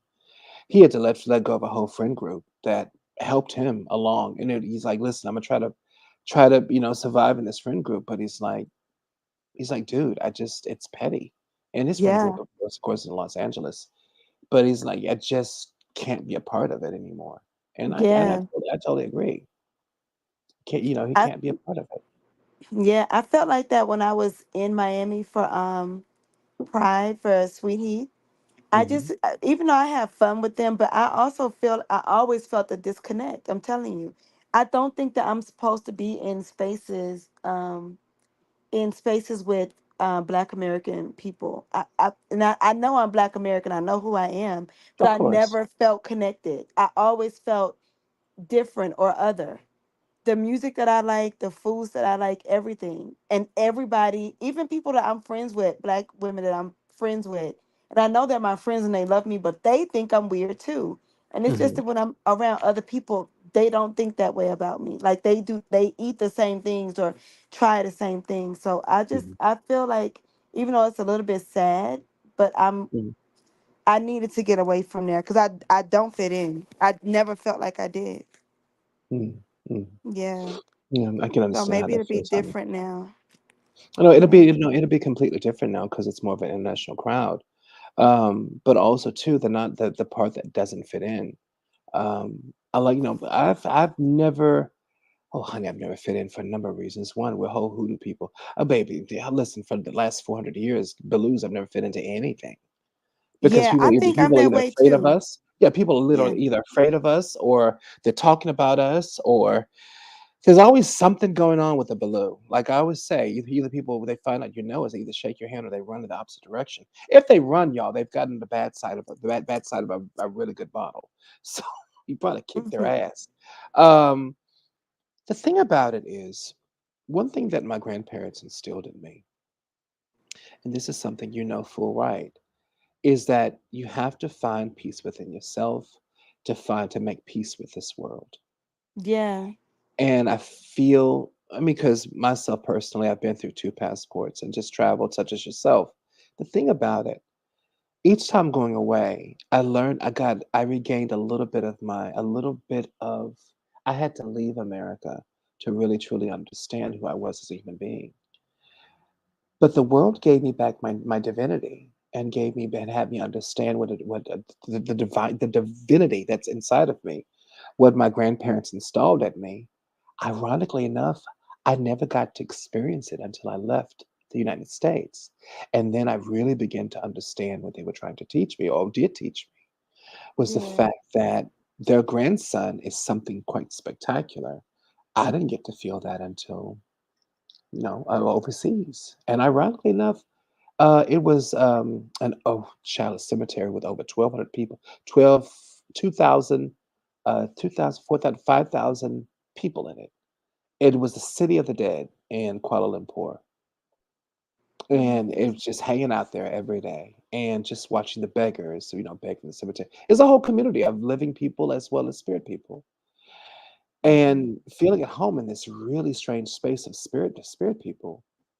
And it just hit me. That's what my grandparents were speaking about. I'm a spirit Mm. person. I walk two worlds. Didn't hit me until then. And I wasn't even Yeah. here in America. Mhm. Mhm. Yeah. So That you're is. gonna experience a lot of that, a whole lot of that. Those beautiful Yeah. cathartic moments where you're gonna find your divinity, and it's not gonna be on this soil. And that's gonna have to be of course it's gonna be okay. But Yeah. everyone who's listening and who's listening now and who's gonna be listening to this in the future, I recommend that you find your way onto foreign soil for a week, 2 weeks, and not just, of course, not just the tourist sites of the Caribbean, but Yeah. truly, truly go explore Europe. Truly, truly go explore South America. Truly, truly go explore the Caribbean itself. Truly go explore Africa. Absolutely Africa.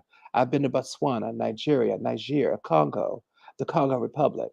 I mean, I was there a year before what broke out between the Tutsis and the Tutsi rebels going on in, oh, sweet Lord, when they had that horrible, horrible massacre. Oh, I completely blocked Mhm. that out of my head. In fact, the hotel I stayed in, they did a movie about it, and I completely blocked the name out too. Um, Mm. they were killing Rwanda. It's called Hotel Rwanda. Ah. Yes. Yeah, I was in southern no, northern Rwanda, and I was there basically to explore culture, but I was also there for their handiworks, beadworks, as well as the, pottery. To listen, exploring to bring things over. 'Cause I Mhm. was with the import-export, he was doing a lot of work, and I wanted to do business with him. I want to start a whole new business exporting handicraft goods from Rwanda, because Rwandans make beautiful baskets, beautiful pottery, and shipping them over to Europe make a tidy penny. And so I was there to start this new business. When went back over to I think I went back over to Paris, then went back, of course, back to Louisiana. Was not able to get back in till 2 or 3 years later, and by that time, I didn't wanna go back 'cause the wars had been brought out, and a lot of my friends were dead. My business partner friend, his whole family died.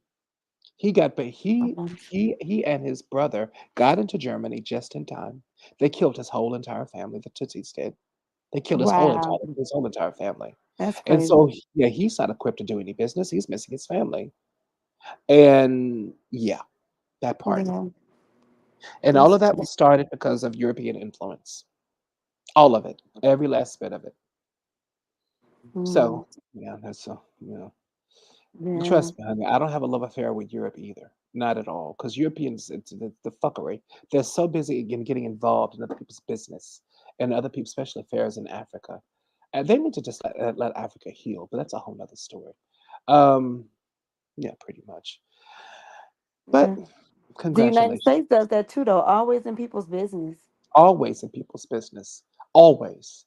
Yeah. Absolutely unequivocally. And we wonder why we've never had peace except for 15 years. In the last 200 almost 300 years, we've never really had peace because karma's a bitch, and she loves sitting on the United States of America.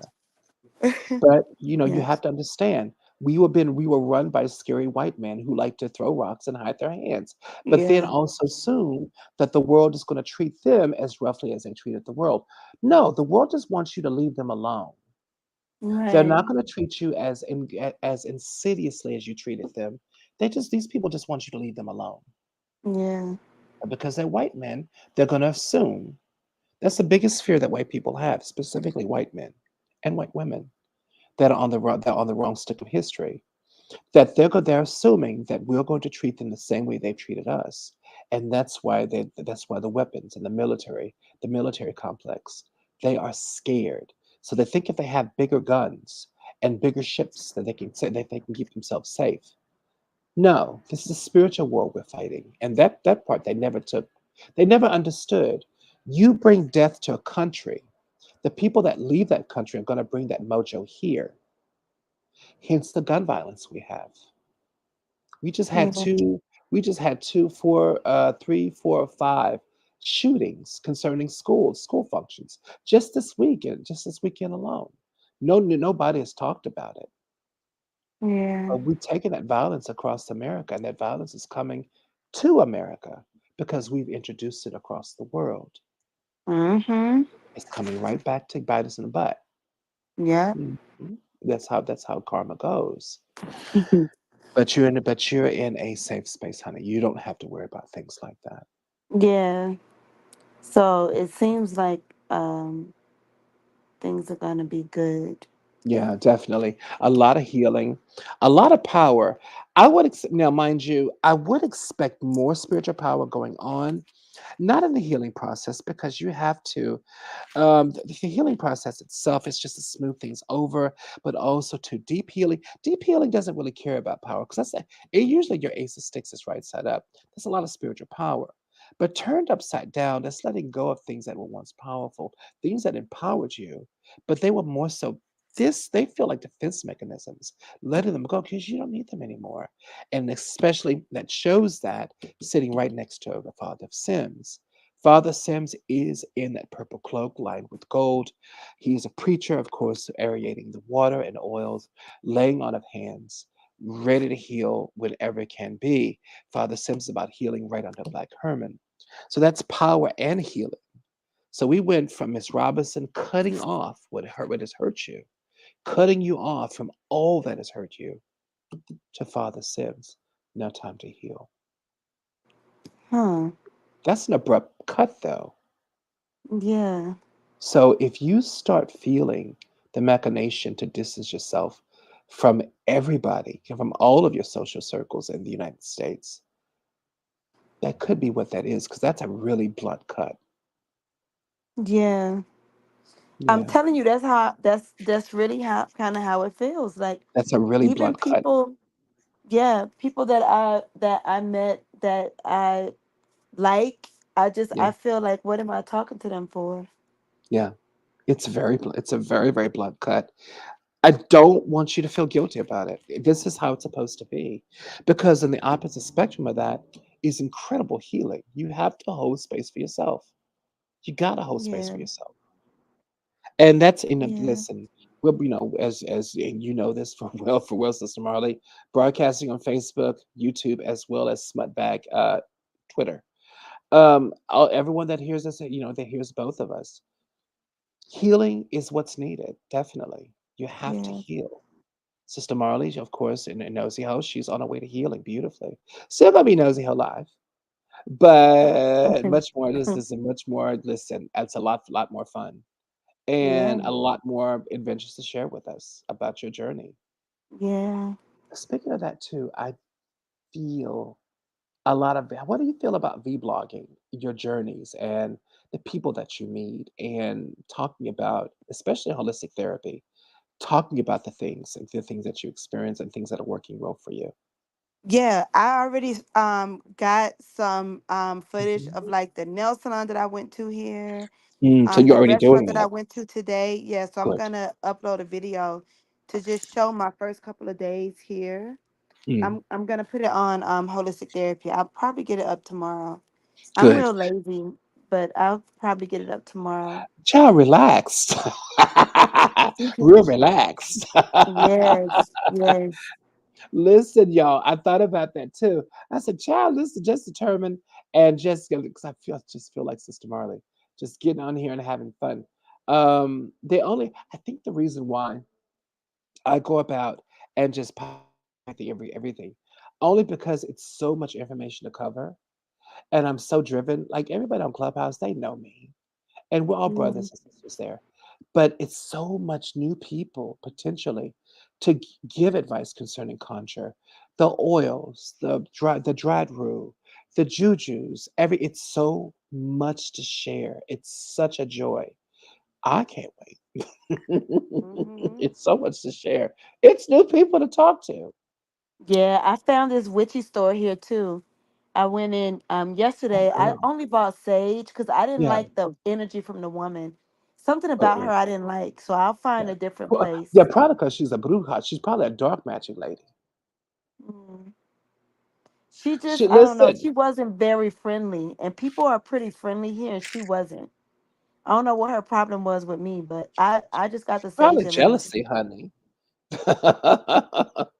Child, listen. You are what they call Nigarita, Nigra, a pretty black girl in a country that values that. Yeah, So yep, that's probably what that is. yeah, But see, even in Colombia, you're in the country, whereas FIFA jealousy, it's rare. You're not going to see it that much. It's not like America.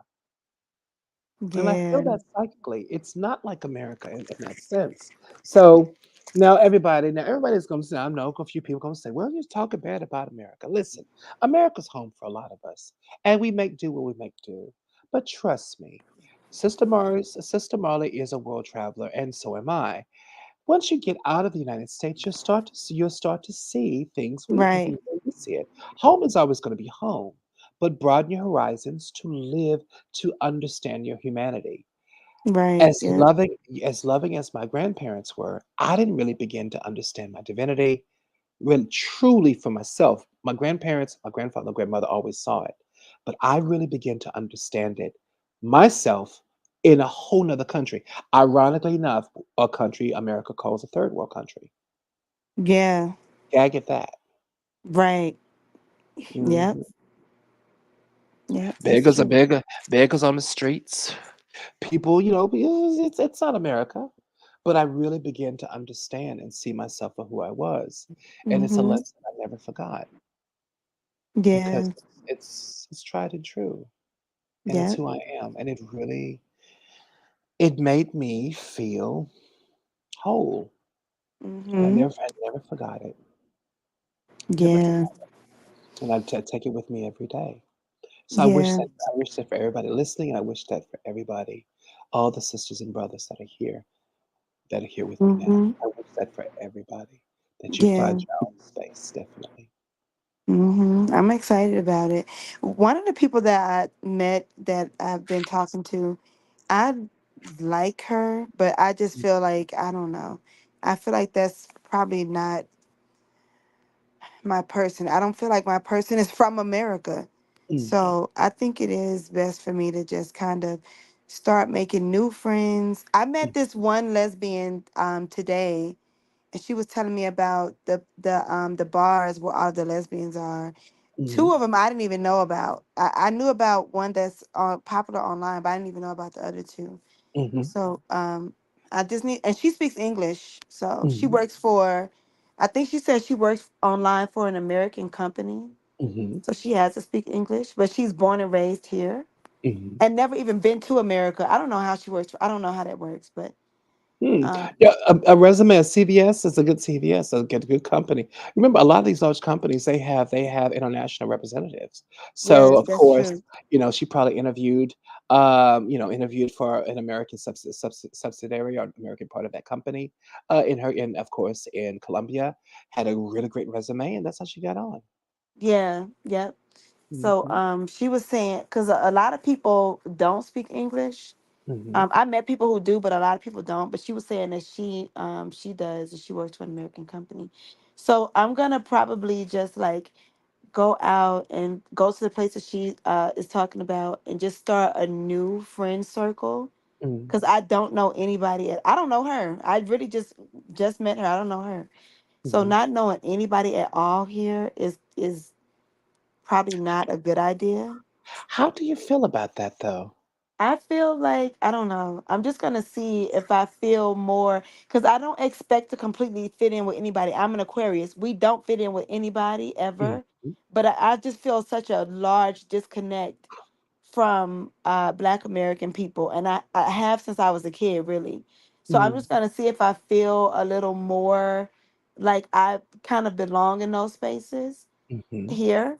I'll see how that feels, but I do Mhm. feel like I'm gonna stop talking to not everybody, of course, because I have friends that I love, but a Mhm. lot of people who are not just a significant part of my life, I'm probably just gonna not talk to them. Because one, it Mhm. makes me sad, and two, they're afraid of Colombia, so all they do is talk about how it's dangerous here, and I'm not in danger. And also, it's just kind of a waste because I don't think that my person is from there. Mhm. So what am I talking to them for? Just Mhm. for them to True. talk about how much they like me and want to visit me and want me to come back there. I don't have time for that. Mm-mm. I feel certain that if I have a person, they're not from there. Mm. I might not have one. Some people don't have a person or a soulmate, and that's fine. But if I do, I doubt that they are Black American. Mm. I don't see it. Yeah, because we talked about that Colombian girl, and yep, Oh you yeah, you're that's on your way. You're on your way to meeting her, cause you're there. You're yeah, there. You're right there. You're absolutely there. yeah. And child, there you go. Hmm. Child in Colombia right now. Girl, I want to just ask, because I just noticed every little thing. Girl, how does the air smell? How does the air feel? It's like a different planet. Yes, it honestly it feels good out here. It's a lot of people riding around on those fucking moped bikes. The Like Vespa boy, yeah, yeah. Hmm. they're all over the streets. Like there, it's more of them than cars. Hmm. Yeah, It's that way in Italy too. that's all they Vespas are do. everywhere. Hmm. Yeah, but I mean, where I am is the area that I'm in is it's nice restaurants. It's Hmm. like pretty restaurants. I went to a real cute nail salon today. Like it feels it feels good to be out here. Hmm. So I'm gonna start to like. There's this language exchange event that they do. So I'm gonna try to go to that. Hmm. So and just like try to do things and Mingle, not just mingle be as in my Airbnb. yeah, mingle as much as you can. That's how you're gonna make friends, and they're always gonna be interested that you're an American girl, and just mingle, mingle, mingle, mingle, mingle as much as you possibly can. And Yeah, that's how you make friends.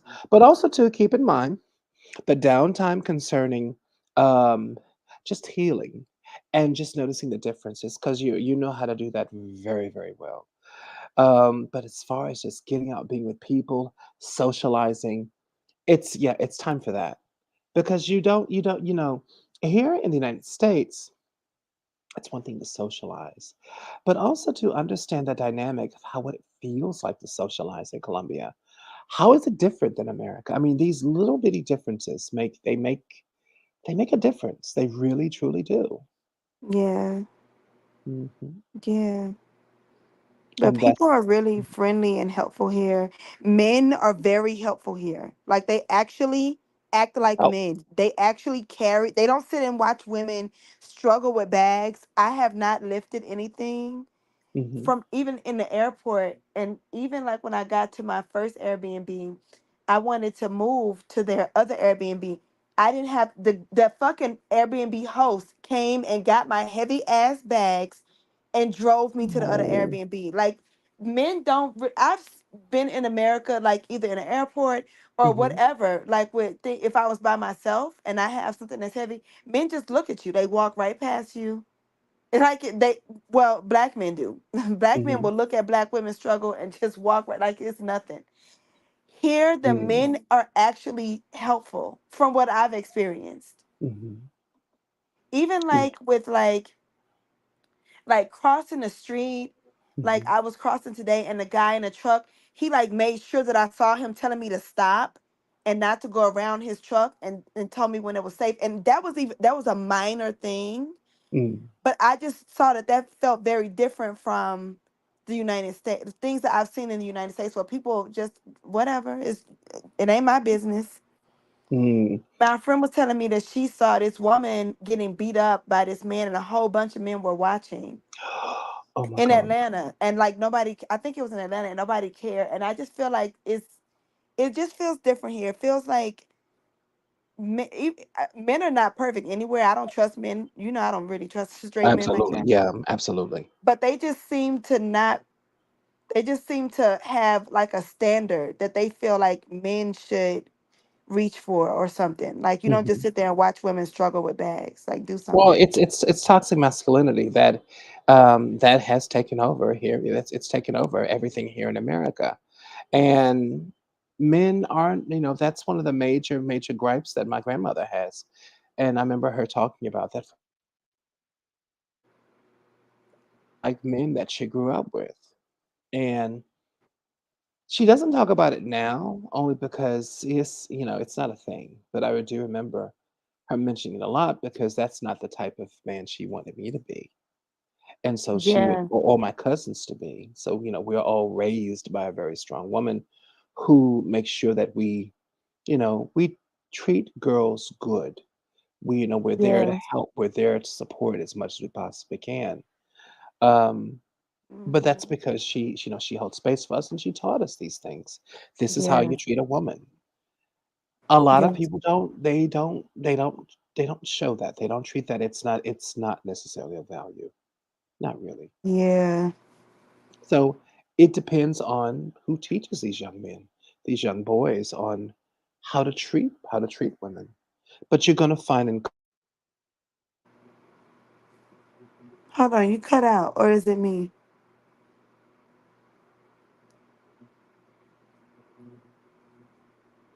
Okay, I think you cut out, Theo. I can't hear you.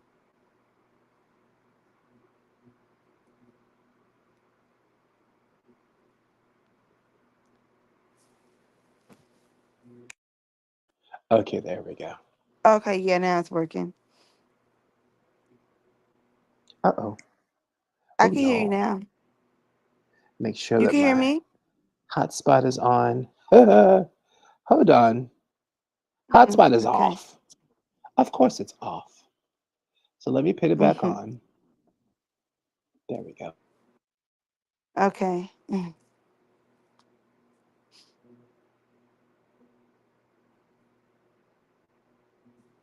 Okay, I think it went quiet again. On. Okay, there Okay, we now go. I can hear you. Can you hear me? I can definitely hear you. Yeah, exactly. I had to cut my Yeah. hotspot back on. But yeah, no, chivalry is not dead in other countries as well. It's not dead, honey. It just in here we just have to there's a lot of things that men have to re-understand. I feel that in America a lot of young men are rediscovering chivalry in their own way. I feel there's a skip concerning that social dynamic of how men should be men, how men should treat women. The baby boomers are kind of skipped over, and a lot of these young guys out here, they're either learning it or bypassing it. Yeah. But what's happening is that a lot of the girls, there's so many young girls out there, not all, but a lot of them, they're just not putting up with it. And a lot of these young girls have options. They're either dating other races or dating upward, being upwardly mobile, and leaving a lot of these dudes behind, in their own devices. And Mm. so, a lot of the girls will simply say, I'm not pitting. They're just not going to pit up with it. Yeah. Mhm. They're just Yeah. not pitting up with it, honey. Not at Yeah. all. Yep. That's true. Mhm. Yeah, but no, I Mhm. feel so far I feel good here. Good. So it seems like from the reading, Hmm. I'm still not sure about Hmm. what was it that you said that I was like, I wonder what that means. Hmm. Now, mind you, now keep in mind the very first card we had was Miss Robinson. Now, Miss Robinson, now, do you understand? Miss Robinson is the devil card, but she's not necessarily, but only if she's upside down, if she's reversed. Your Miss Robinson is right side up, so that lets me know it's pitting up, it's putting an abrupt cut to changes that need to be made. She's Yeah. putting it, she's putting it, she's cutting things off. But now, if you're looking at it, it's a blunt cut. So we did discuss about basically distancing yourself from people and Yeah. distancing yourself from the ideals of America, as well as closed-mindedness. Americans that are very close-minded. Mm. That's a very blunt cut. Now, usually, I would look at that as being, that's kind of alarming. But next to it, because first we had a reversed Freeman card. Now, I would have thought that this was an unconventional life that you're leading right now. And it is, but the card is reversed. So that lets me know that that's the past. And understanding your past, from what I know of it, of course, you lead a beautiful unconventional life as it is. But there are going to be stipulations to that unconventional life, especially if you're in pain, going through troubles, going through heartbreak. Now, over that, we had a nine of coins that did that unconventional life that was unfortunate, not able to live the life you want. It did cut into your lifestyle, money being stolen from you, not being able to maneuver the way you want to, sick, in pain. Of course, that's going to cut into your bottom line. But all of that is brought on by trauma that comes from, of course, the dark cloud that could be United States, people, conditions, and or situations. Now, being in Colombia, that turns into a two of sticks. All that strife, two of sticks turns into peace, a nostalgia. Now, that Yeah. nostalgia, of course, is just going about re-looking at all of that from the unconventional life, trying your best to lead as best a life as you can, to the nine of coins, um, that leading that life and going through the strife, healing yourself, of course, with your surgery going on, all that going on to heal your body, all of that pain, all of that strife from being stolen from, dealing with dysfunctional people. That Two of Sticks is going to have you look at that and even all of that in a nostalgic way because it created who you are now. Yeah. And so from that Two of Sticks, we go into that Black Herman. All the lessons now become a source of power for you. And they become a source of wherewithal. Yeah. I Hmm. think that's what it was that you said about healing. I was like, what is it that I need to heal from? But I guess all of that stress and stuff from just being there. It's just stress, honey. Yeah. It's America can be stressful. It is. Hmm. It Just, is. Yep. just Especially can New be, York. especially Especially New being yeah. especially New York, especially LA. It can all be stressful. But what Yeah. I love about you're living a different lifestyle, live with different people, different human beings that absolutely do not see things the same way. Um, you're living in a whole different way, and a whole different understanding of oneself, and that has to be well, that's your new life. It's Yeah. not. It's not like America at all, but it's quite international. But it's a safe Mhm. space. It's a wonderful safe space. Yeah. Okay. Mhm. All right. So I can have less anxiety about because I was just a little worried about like what's coming up. Hmm. Yeah, the What's two of six. Yeah, the only thing that bothers, and it doesn't really bother me. It's just kind of sad. Is the two of six nostalgia. It's nostalgia. No, Yeah, there's nothing traumatic going on. And then the five of baskets right under Miss Robinson. Miss Robinson, the five of baskets, now that can be alarming because it's destruction. It's the overturn. Those baskets are completely turned over and they're right side up, but they're under Miss Robinson. So we know that that's what she's putting a stop to. Because right after that we have the six of baskets, which means the young love that's there. They and six of baskets, innocent love. Well, that's the girl who stole from you, and then also pitting up with other dysfunctions, seeing these relationships with a youthful vigor, and then of course the garden card, being mind you, we're stepping up into the lifestyle. The garden card, that's something you had to give up a home because being nomadic, and now we're with the ace of sticks. All of the six of baskets and the garden card, all of those were in each one of those you use defense mechanisms to protect yourself. That's why that's upside down because those defense mechanisms, they were a lie. They weren't really helping you. They were just protecting you. So from there we jump to Father of Sims. And it rolls gracefully into Father of Sims, which literally goes about healing. So for Father Sims, I go right back to the Ace of Sticks. I now know what that Ace of Sticks is. This is not power. That's why it's upside down because it's a lie. It's not true power. It's power that you placed upon yourself just to defend yourself. These are defense mechanisms that you clearly don't need anymore. And that ace of sticks is now under two of six that's right side up. Well, you don't need defense mechanisms anymore. That's peace. defense mechanisms. Hmm. That's why the ace of sticks was upside down. Defense mechanisms make us feel powerful. They help Yeah, us to understand our power because it's a way to protect ourselves.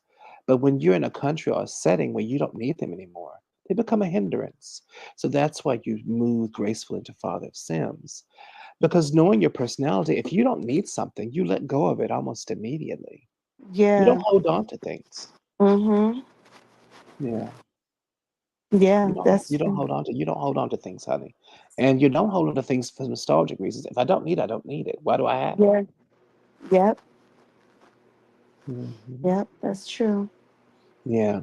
So from Miss Robinson, which is a blunt cut from everything that hurt you, to Father of Sims, the very last card, which is pure healing. That's a huge juxtaposition from one space to the other. Mhm. You can Yeah. almost look at Miss Robinson, that blunt cut, representing all of us here in America. And then Yeah. Father of Sims, the healing card. That's the space you're in now. Yeah. Okay. Mhm. Yeah, I definitely feel at peace here. For the short Mm, time that I've been here, it mhm, feels more peaceful. So mm. yeah, that That's makes how sense. that's how it's gonna be, honey. Yeah. Hmm. So how do you feel? Yeah, I feel good now. Mhm. I knew I needed to get a reading after getting here. Mm. The reading, readings always are gonna. What I love about uh, my nosy self is just it's a good wherewithal just to understand. Okay, where am I at? Where am I going to be at? Yeah. How does this work with me? How does this how am I? How do what's going on? Yeah. And that's all that is. Yeah. Yeah. I was definitely wondering. And then also, like I said about probably cutting ties with my friend that I like, but that was like a romantic connection, and I just don't Mhm, see that going anywhere because she lives in America. I don't think she's gonna leave, and I don't want to live there. mhm, So I was kind of iffy about that. Like, am I doing the right thing by mm, just kind of moving on from that? Because she's really excited about visiting me here, but like, do I even need that? mm. Like, there's a whole world full of people. Why do I need to have her come here? That is true. That is true. But always to my big thing is always make sure you keep your options open, and also too, and the options open, but also too, just maintaining a sense of communication with her because this may be the space you're in right now. could be a healing salve for her. Just maintaining a friendship, could reintroducing something to her that could be absolutely healing for her. Yeah. And so maintaining a friendship just to be that open door to another space, another, allowing your example to be a gateway for her to live a quality of life as well. I remember you told me that me being over here was gonna kind of like put Hmm. a spark under her to make her not the one who's talking about Escobar and all that, the one who's afraid of No, Colombia, not her, yeah, the no, one I not her, told you honey, about not before. her. Yeah, I ain't got Hmm. time for her crazy ass. No, the one that I told you about before. Hmm. You did. I think you did tell me that she was gonna be like You want to lead by excited about example. traveling. Yeah, you want to lead by example because she sees what you do, and she's going to want to do the same. Yeah, she was just talking today about the flights. Hmm. Yep, Hmm. just today. Yeah, they're definitely so. It's good to lead by example. It's actually quite wonderful. It's a beautiful thing. Yeah. She's done her own stuff moving around and getting around too, but not definitely not after the pandemic, I don't think. I think a Mhm. few people have not really done much since the pandemic. So she was saying she's ready to start moving around again. Yeah, the pandemic is taking everybody's thunder, to be quite frank with you. Hmm. It's taking everybody's thunder, honey. A lot of folks are just not, girl, they ain't into it. Um, Yeah. it's in a lot of folks, they were forced to be alone for the first time. And they don't like Yes. and they don't like what they saw when they were being alone. They did not Yeah. like being alone, being by themselves. And unfortunately, some Yeah. people, it took them out this world. They got to saw the monster that's inside of them and couldn't deal with it, Yes. unfortunately. That's true. Yep, Mhm. that's true. Yeah, but all right, I feel a little bit better now about stuff Mm. that's coming up. Yeah, yeah, just a good clarification.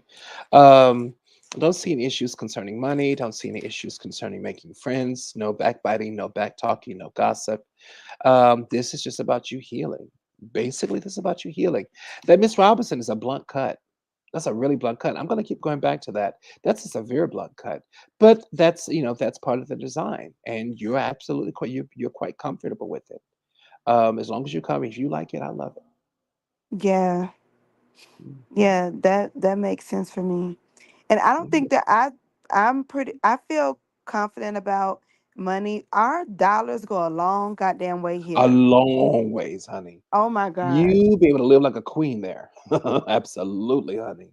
Yeah, that The cost of living in New York City, child, you'll be able to have a penthouse and live lovely. yes. I got my nails done today Mhm, and tipped both of the girls mhm. that worked on my nails, and it was like 20 something dollars. I you know I would pay like a hundred That's a dollars for hundred and this. some odd. Yeah, that's a hundred some odd bucks. Yeah. And I didn't get my pedicure because they move very slow here and I was ready to go. But I'm gonna go probably get it tomorrow or the next day. Yeah. And she told me the pedicure is like $13. I Oh have God. paid $195. I paid $95 most for a pedicure before. Hmm.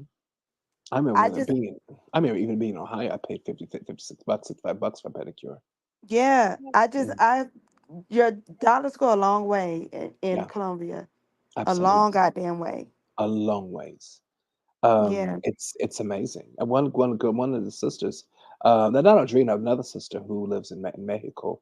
She's like, my God, you would live so lovely down here. Why don't you leave LA and come down with another sister trying to get me to move down to Mexico, trying to pit me in her luggage so she can just Yes. kidnap me. And she's like, come down to Mexico, you'll live lovely.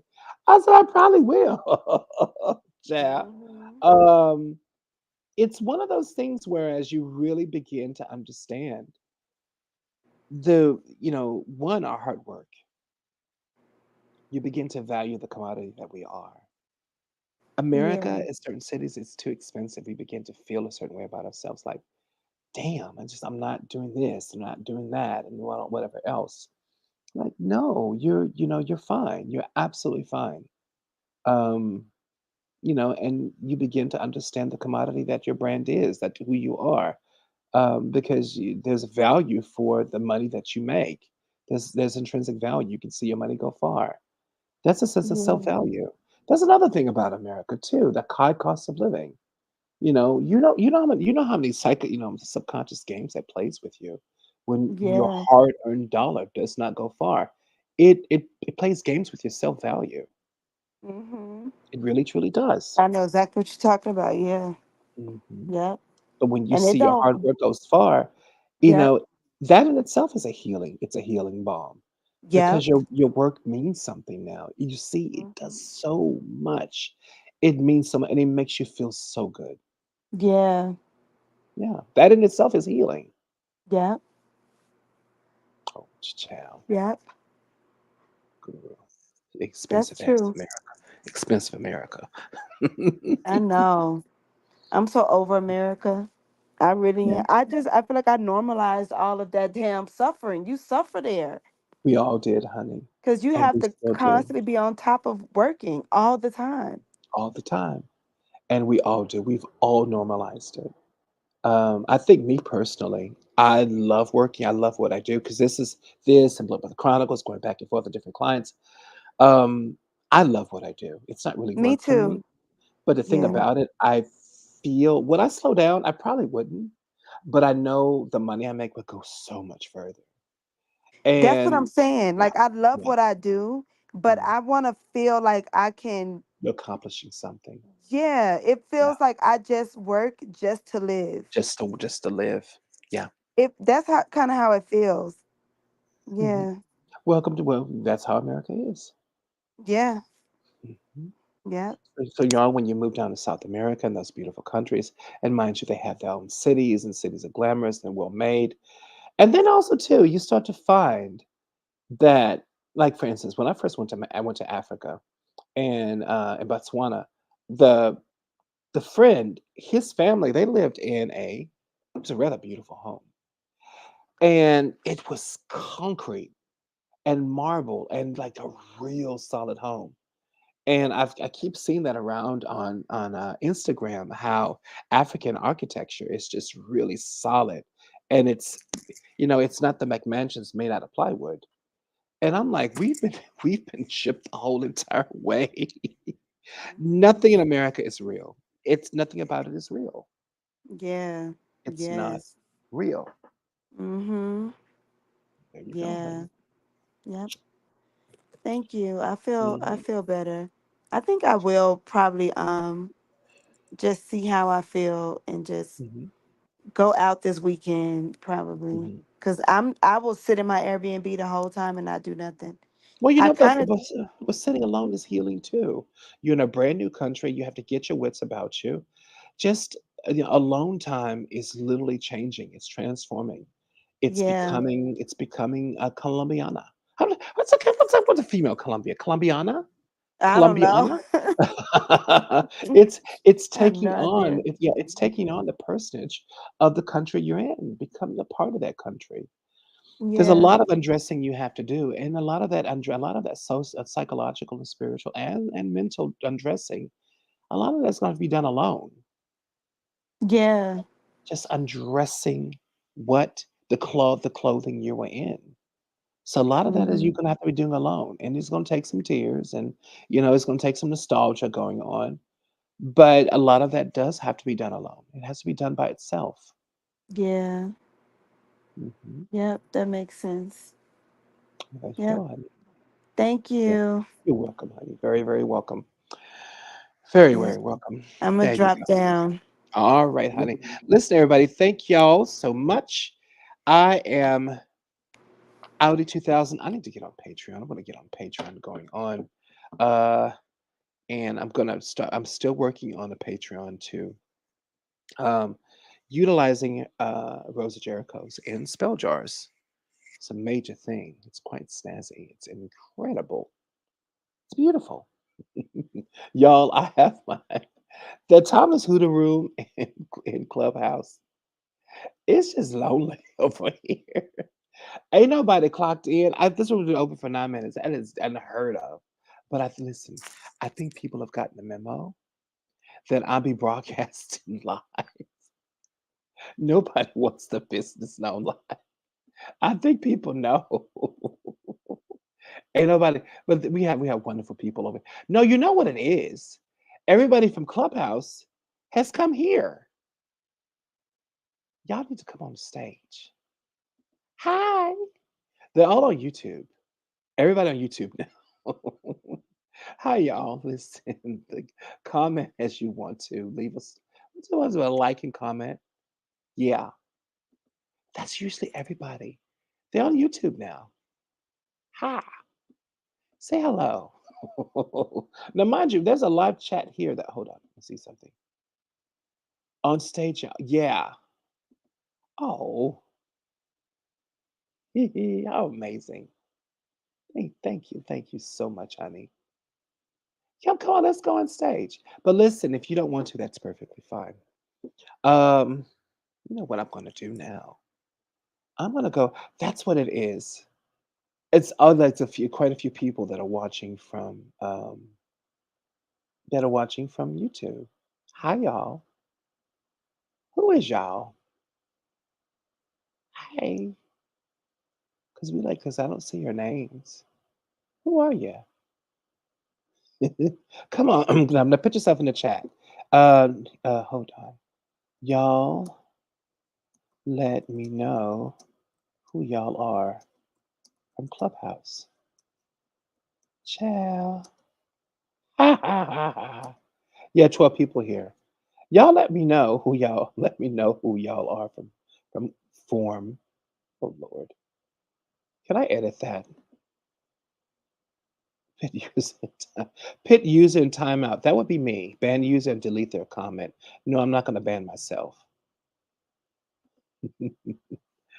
All right, y'all. Now listen, it is kind of late, y'all, and I don't want to pit notes. I would talk about oils a little bit more because for folks that they're gonna watch this later, I guess we could do that because this is going to be on replay. Well, not really replay, but it's a video, so you guys can come back to it later and just take your notes.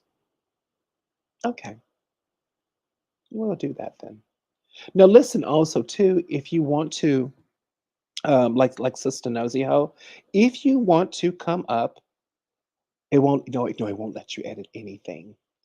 Look, y'all from form, whatever. Yeah, just idiocy going on, just being ignorant. Now listen, if you, let's go and talk about herbs and things like that, as well as conjure oils. Now I promised y'all conjure oils definitely early on throughout the day. I'm gonna list some really, really old oils that are just old, tried and true recipes, and they're very, very old. Like for instance, but I'm also going to add my modern take on them. So I'm letting everyone just understand now. I'm going to list the original recipe that grandfather has for the oils, but then I'm going to give my take on the oil, on the oils as what I've added to them, such as the Adam and Eve oil, adding High John as well as we added a High John to this, and the musk oil itself. Now we talked about musk oil with Adam and Eve. Hold on, let's go back into my notes. Now the musk oil that I'd recommend now, for those in Clubhouse, of course y'all know this, and most of y'all are from Clubhouse. We've talked about musk recipes ad nauseum, but this is for the folks that don't have the pleasure of Clubhouse. Now I talk about musk recipes. You're not going to find this anyplace else. Nobody gives out musk recipes because nobody knows them. There's basic Egyptian musk, basic saphir recipes. Now, what I mean by saphir, it's Chypre, saphir. Now, hold on. Let's go to Google Translate to see how you really say that because Daddy says it a certain way, and I say it a certain way. Hold on. Watch this, y'all. Watch this. Okay, hold on. Now, detect language and translate to English. Now, hold on. What's this? Chypre. Chypre? Hmm. No. Let's go to French. His daddy says it in French. Chypre. Oh, Chypre. That's how daddy says it. That's how daddy says it. Now, it sounds funny, don't it? Chypre. But anyway, basic Chypre recipes. I'm going to use my words up here. Now, the basic bones of musk is labdanum. Oh, since we're doing this, okay. Let's see how to say labdanum because I seem to have a problem with that. I don't know how to say it. Labdanum. Labdanum. Hmm, fine. Here we go, honey. Now this is basic bare bones musk. It smells absolutely awesome, really, really beautiful. Now, mind you, we're gonna mix this with either almond oil and or you can use olive oil, but the only reason why we don't necessarily use olive oil in any musk oil per se, specifically because olive oil oxidizes too much on the skin and musk oil has a tendency to oxidize on its own. Labdanum will oxidize into a beautiful, rich, masculine scent. It can be seen kind of unisex, but the scent gets richer. Oak moss turns into a beautiful scent that has a wonderful, deep bass undertone. And bergamot is a citrus tone. It's rich, it's light, but it also has a very earthy scent. Now, all three of these mixed together is going to make a wonderful, wonderful, make a really, really beautiful musk that smells very masculine. Now, if you're going to make this more masculine, more feminine, add 10 drops of rose, 5 drops of rose absolute, not 10, 5 drops of rose absolute. And if you want to, you can add 3 drops of ylang ylang. Now that will mix beautiful with the oak moss, the bergamot because it is a very rich citrus fragrance, such as Nepali. It absolutely going to bring it out, and it's going to smell very very feminine, very very pretty. But the labdanum is still going to overpower it. It's not going to overpower it, but slightly. It's going to be kind of unisex still, and it is going to oxidize into a more of a deeply feminine fragrance, beautiful feminine smell, but it is going to be a little bit on the heavier side. This is not a light feminine fragrance. This is going to be one of the more heavier, of course, with rose odo and ylang ylang. It is going to be one of the more heavier feminine fragrances. Now, as is, this is going to be 12 drops of labdanum, 24 drops of oak moss absolute, which you can get on Amazon, and 64 drops of bergamot. That's going to be in 36 ounces of. We're not going to use olive oil. We're instead going to use sweet almond. Now, if you don't have sweet almond, then we can use jojoba oil. Jojoba is absolutely wonderful. If you don't have jojoba oil, then go ahead. Another oil I would recommend is avocado, safflower oil. Safflower oil actually makes a really good perfume oil. What is that? Oh, those idiots. Oh, they're gone now. Now, what is another good perfume oil? I know the sweet almond oil is really good for perfume. Sweet almond is also good for attracting people to you too as well. Um, Another oil I would not use is coconut oil. Coconut oil, contrary to popular belief, actually exerts it will subtract or suck out moisture from your body. Think of what coconut oil does to teeth and teeth pulling. When you will take coconut oil after you brush your teeth and you swish it around in your mouth, it gets rid of bad breath, but also whitens your teeth. It pulls, it extracts things from your teeth, so it does abstract moisture. So if I were you, what I would utilize for this, of course, is jojoba oil and or sweet almond. Sweet almond is a much better bet because sweet almond already has a beautiful light smell to it, and it oxidizes in a really beautiful way. It holds the form. It pretty much holds the form concerning the natural bed and the natural fragrance of these aromas. So it doesn't change that much, thankfully. Okay, hold on. There we go. No, it doesn't change that much, honey. Now, if you're going to do that, then what I'm going to do, the basic Saphir recipe is just 12 drops, 24 drops of oak moss, and 64 drops of bergamot. Now, the bare bones of Sifri, of course, this will get you started. Now, if you're going to do this with patchouli, some people actually like patchouli. Patchouli is perfectly fine.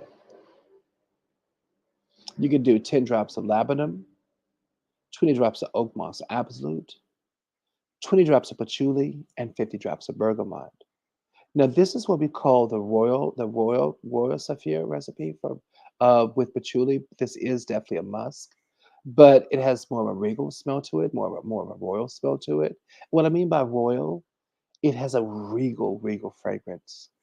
Think of this would be a wonderful musk fragrance for like the king of Africa or the king of, let's say, the king of Somalia or the king of Somalia or maybe like King Solomon. This it has a beautiful regal fragrance to it. And those are a few fragrances from musk itself. Now those musk fragrances will go really good concerning the oil, concerning this recipe here, concerning Adam and Eve oil, definitely. Now with Adam and Eve oil, because it did list musk. If you want a more feminine musk fragrance, we do have a Flourish P. And this is the same one that we use for Black Cat, Never Forget This Pussy oil. The same one. And it's labdanum, oak moss, 20 drops, 10 drops of labdanum, 20 drops of oak moss, 4 drops of vetiver oil. All of these are oil. 5 drops of patchouli, 10 drops of jasmine, 20 drops of rose otto, 15 drops of ylang ylang, 5 drops of lavender, and 36 drops of bergamot. Y'all, Nana loves this oil. I've seen her make it 4 or 5 times. She never makes it in front of me, but I sure do smell it because when she gives it to the girls concerning their boyfriends, she puts it in a paper bag, and the paper bags are sitting out on the table. So they have their names on them. I hand them out as they get ready to leave, and the oil permeates through the paper bag in the little drams, and the bag smells so pretty. It just smells so gorgeous. It is a very beautiful feminine oil. It smells like, well, it smells like rich coochie cat. That's what it smells like. As if I would know how real rich coochie cat smells like. But that's what I imagine rich coochie cats smell like. And you can't convince me otherwise. So you can definitely use that floral musk to it. Now, there is another beautiful musk that's another floor. That this is what's called a fleur fragré. Now, this is another French word that Daddy says all the time. Y'all, my French is so dirty and so horrible. Not like Daddy's though. Hold on. Now, let's see how they say it. Fougère. Fougère. That's exactly how to say that. Okay. Slow. Now say it. Fougère. Hold on. Here we go. Fougère. Whatever. Never mind. So go to never mind. I ain't gonna embarrass myself. No. So this is a flora fougere. Now, what this is, of course, fougere basically means that fougere means basic and or bottom and or it's an old French word of the basic stripped down version. Um, Also, too, now mind you, this is a beautiful fragrance. It is unisex. It can be unisex. It's incredibly beautiful. It has a really deep undertone to it, and what I like about it is that in sweet almond oil, it oxidizes perfectly. It actually smells better 5 hours later than it does when you first put it on, and it really matches to most skin types. Some of us have skin types, whereas a lot of these scented oils end up smelling like tidy bowl man after about 10 hours. This is not one of those. It actually smells better over the more longer you wear it. Now, this is 10 drops of hay essential oil. Now, that's the fragrance of sweetgrass and or hay. 10 drops of oak moss absolute, 20 drops of tonga bean absolute, 4 drops of vetiver, 8 drops of patchouli, 16 drops of lavender, 4 drops of geranium, 8 drops of jasmine, 10 drops of bergamot, and 10 drops of sweet blood orange. Now, blood orange, the only fragrance that I had a hard time finding is the blood orange. Hold on. Is the blood orange? I'm gonna check on Amazon. I tried to find it. I'm gonna see if I can find it now again. I had a hard time finding it. Blood orange essential. Oh, hold on. No, I see sweet orange. Oh, there it is. Blood orange. Oh, I didn't see that last time. Blood orange essential oil direct. And it's cheap too. I didn't even see that. Okay, it's here. It's blood orange. So, kind of expensive to know. Yeah, it's kind of expensive. It's really beautiful though. Blood orange has a really it's just like smells just like a regular orange, but it's sweeter. It's a beautiful sweet. Um, most citrus fruits have a smell to them that's it can be quite acidic. This is just really, really sweet and it's really, really beautiful. Now, also too, one thing that I've noticed concerning, let's say if we're going to use sweet orange oil. If you put them side by side, like you have sweet orange on one in your left wrist and you have blood orange on your right wrist, the blood orange has a richer, deeper citrus smell and it oxidizes a lot better. Whereas sweet orange oxidizes really beautifully too. But the blood orange it doesn't lose shape of the fact that it is a orange citrus fruit. What I mean by that, certain like sweet orange concerning certain manufacturers starts to smell more lemony as it oxidizes. Blood orange does not smell lemony at all. It smells like an orange. It stays smelling like an orange throughout the night, definitely. So, mind you, we're going to do that's going to be done in 36 ounces of almond oil. Also, to everybody, when you're making these scented oils, these motor oils, please do add 5 to 6 drops of vitamin E and or benzoin in order to keep them from oxidizing and to keep them nice and fresh as well. Please do add that. It's fixed with either benzoin or vitamin E. Vitamin E is absolutely incredible for your skin, but it also preserves the oil too as well. It keeps it in that brown bottle a lot longer. It won't oxidize as much. And not only that, it's just good for your skin. Really, really good. And there you go. Hmm. Mhm. Now, do y'all have any questions? Now, hold on. I'm gonna try to get on Clubhouse again. Late. Child, it's 12:50. Late night. Because mind you, everybody's off Clubhouse now. Readings and Conjure. Hold on. There we go. With T. Beaulieu. Y'all hear me tippity tippity tap in the background. All right, now come on. The time is Hoodoo. Do not allow replays. We already have replays. Let's see who comes on. I know Wesley was up in here earlier. Brother Wesley. Let's see if we can get King Will up in here. Hello, everybody. Wait a minute. Is King Will in the crowd? Maybe. Hey, Adenia Adams. Hello. Hello. No, good evening, everybody. Now let me put good evening, everyone. I'm on StreamYard tonight, this morning.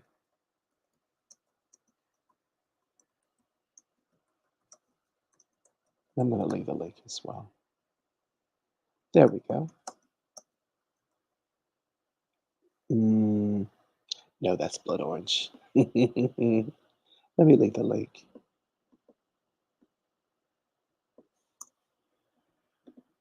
Alrighty, hold on. Now, the link is invite, and there we go.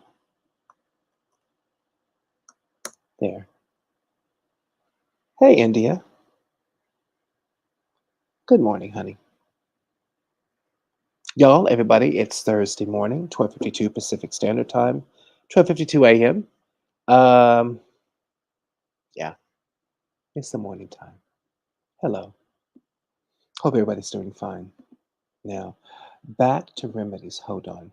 Now, okay. Now, this is another oil that is very, very, very important. And this is very important for spiritual reasons. Now, mind you, this recipe is an incredibly famous conjure oil. It's also a rodent blocking oil. It's also an oil that High John loves, um, that Elegua adores. It's also an ancestor oil. Hey, Key. What's going on, honey? How are you doing? Kind of scared me a little bit. What's that voice? Hey, honey. I hope you're doing fine. Now, um, I didn't pop in and say anything. I didn't even know I was on stage. ha. What you doing, honey? Want to move you down to the audience? All right, honey. Move you right down. Hi, honey. Drop. Oh, very good, honey. Okay, so you let's listen along with this. How you doing, honey? Now listen, Adina and Key. I am on StreamYard and on YouTube. So a lot of the oils I'm going to list are major conjure oils you can have for your clients. Hey, Sister Lena, or in case if you're in the business of your clients itself, or you want to create these conjure oils, you can go on YouTube whenever you want to and take your notes. Definitely, so they're going to be on record for everybody. Mhm. Hey, Sister Lena, how you doing, honey? All right, so they'll be on record for everybody. Now, black candle tobacco oil. Y'all, this oil, the spirits absolutely love. The darker spirits, the black spirits. Hey, Beauty, honey, what's going on? Darker spirits, absent spirits. Beauty, how are you doing? Hey, dear. I don't know how I ended up on the stage. I guess it's okay. Okay, honey. You're doing fine. You're doing better now, but better today? Huh? I ain't gonna say that. Up and down. That's a good word to say. I'm Okay. doing. Okay. That's good enough as it is, honey. Listen, if you want to come on StreamYard, I'm on StreamYard too. I put the link in chat. There you go. All right, honey. There you go. All right, here we go. Now, that black candle oil, wonderful for conjure, beautiful for conjure. On that black and red candle, that black candle, even the white candle concerning ancestor altar. You realize you could put this candle anointed on your ancestor altar, call everybody to your ancestor altar. It is an amazing, amazing, amazing conjure oil. Absolutely amazing, amazing conjure oil. Now, go as follows as this. Now, mind you, we only gonna if you're gonna make 14 ounces of this, 14 smooth ounces, up to 25 smooth ounces itself. First, get you a nice mason jar because you're gonna need a high john and you're gonna need also low john. Now, high john and low john. Low john is Beth John or Beth root. Mhm. Now, high john, of course, is the root itself. Is that old? Yeah, we all know who high john is. Now notice now in Daddy's recipe, he don't have chewing John at all. But I do add chewing John. And the reason why I add chewing John is because how you gonna have high John and low John? I've never asked Daddy about this, but I actually think he meant to pit low John, chewing John, because you have high John, chewing John, and low John. You have all three Johns. Of course, it's going to hold space for spirit, but also to hold space for whatever you need. This black candle tobacco oil or black conjure oil itself, it is a conjure oil. It will conjure any good spirit unto you, and I mean any spirit. So we're gonna need one high John inside that little mason jar, one low John or Beth John root or Beth root. And then, of course, 1 gallon gal root itself. You don't necessarily have to cut them up. You can leave them whole altogether. Now, it's going to have cloves. Now, we have our roots, just one apiece. Now, cloves itself, especially if it's going to be 20 ounces of oil, I would go as far as clove oil, hitting 10 drops of clove oil, 5 drops of sage, uh, four drops of rosemary. Okay. Now we need real tobacco in this oil, so I would go as far as pitting um, what's equivalent to one, about a half a teaspoon to a whole teaspoon of real pipe tobacco. Now here's the kicker: this oil is going to call for leather. Every time it calls for leather, we put snake skin in it, real bona fide snake skin. You could put in snake leather. Now, snake leather. If you need a leaf for snake leather, I got a link that comes out of India, and that's that black spitting cobra. Go ahead on and pit a big heaping piece of snake leather. We don't use buckskin. We don't use cow leather. We use snake skin. Now, take that. Okay. Now you can add this to. hmm, You can go ahead and add this to olive oil if you want to. You definitely can.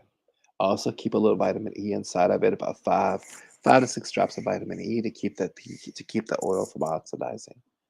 But we will use snakeskin. Now, if you want to go ahead on and use leather itself, you can, honey. We don't. What the hell is leather gonna do?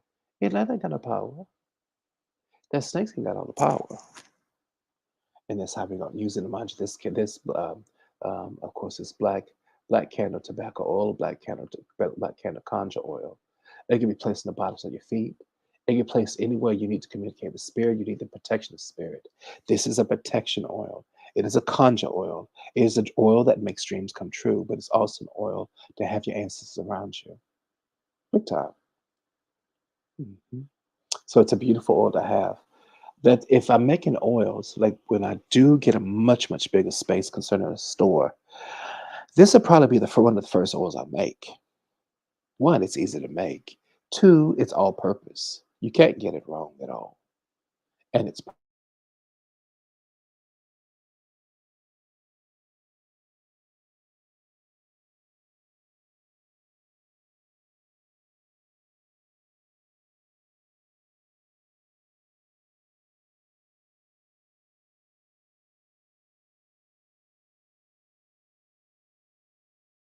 Black hawk oil because you literally have to have dirt from our native land or dirt where a native man has slept on and was on from a holy land, a holy place. And if you don't get that dirt from there, it's incredibly difficult to conjure him. So we're going to bypass that. And the only reason why we have it, because, well, we live on native land, granddad and grandmama.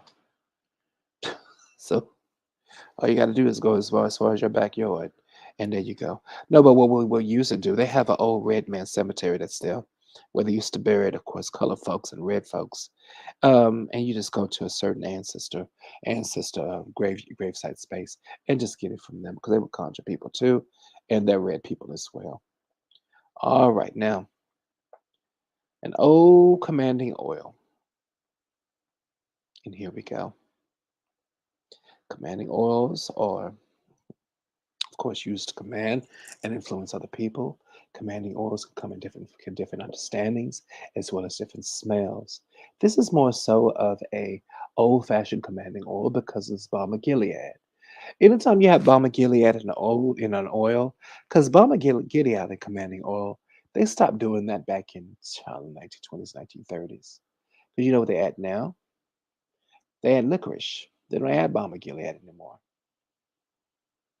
But this is a more of an older oil itself. Now, this is going to take about now if you're going to use about 14 to 20 ounces, about 20 ounces, 20 fluid ounces itself. That means you're going to have now. This is all oils they're all oils that are going in.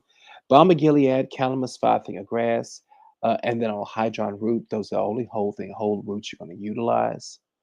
Um, First, put a hydron in a big old jar. Mhm. Then go and fill it with oil.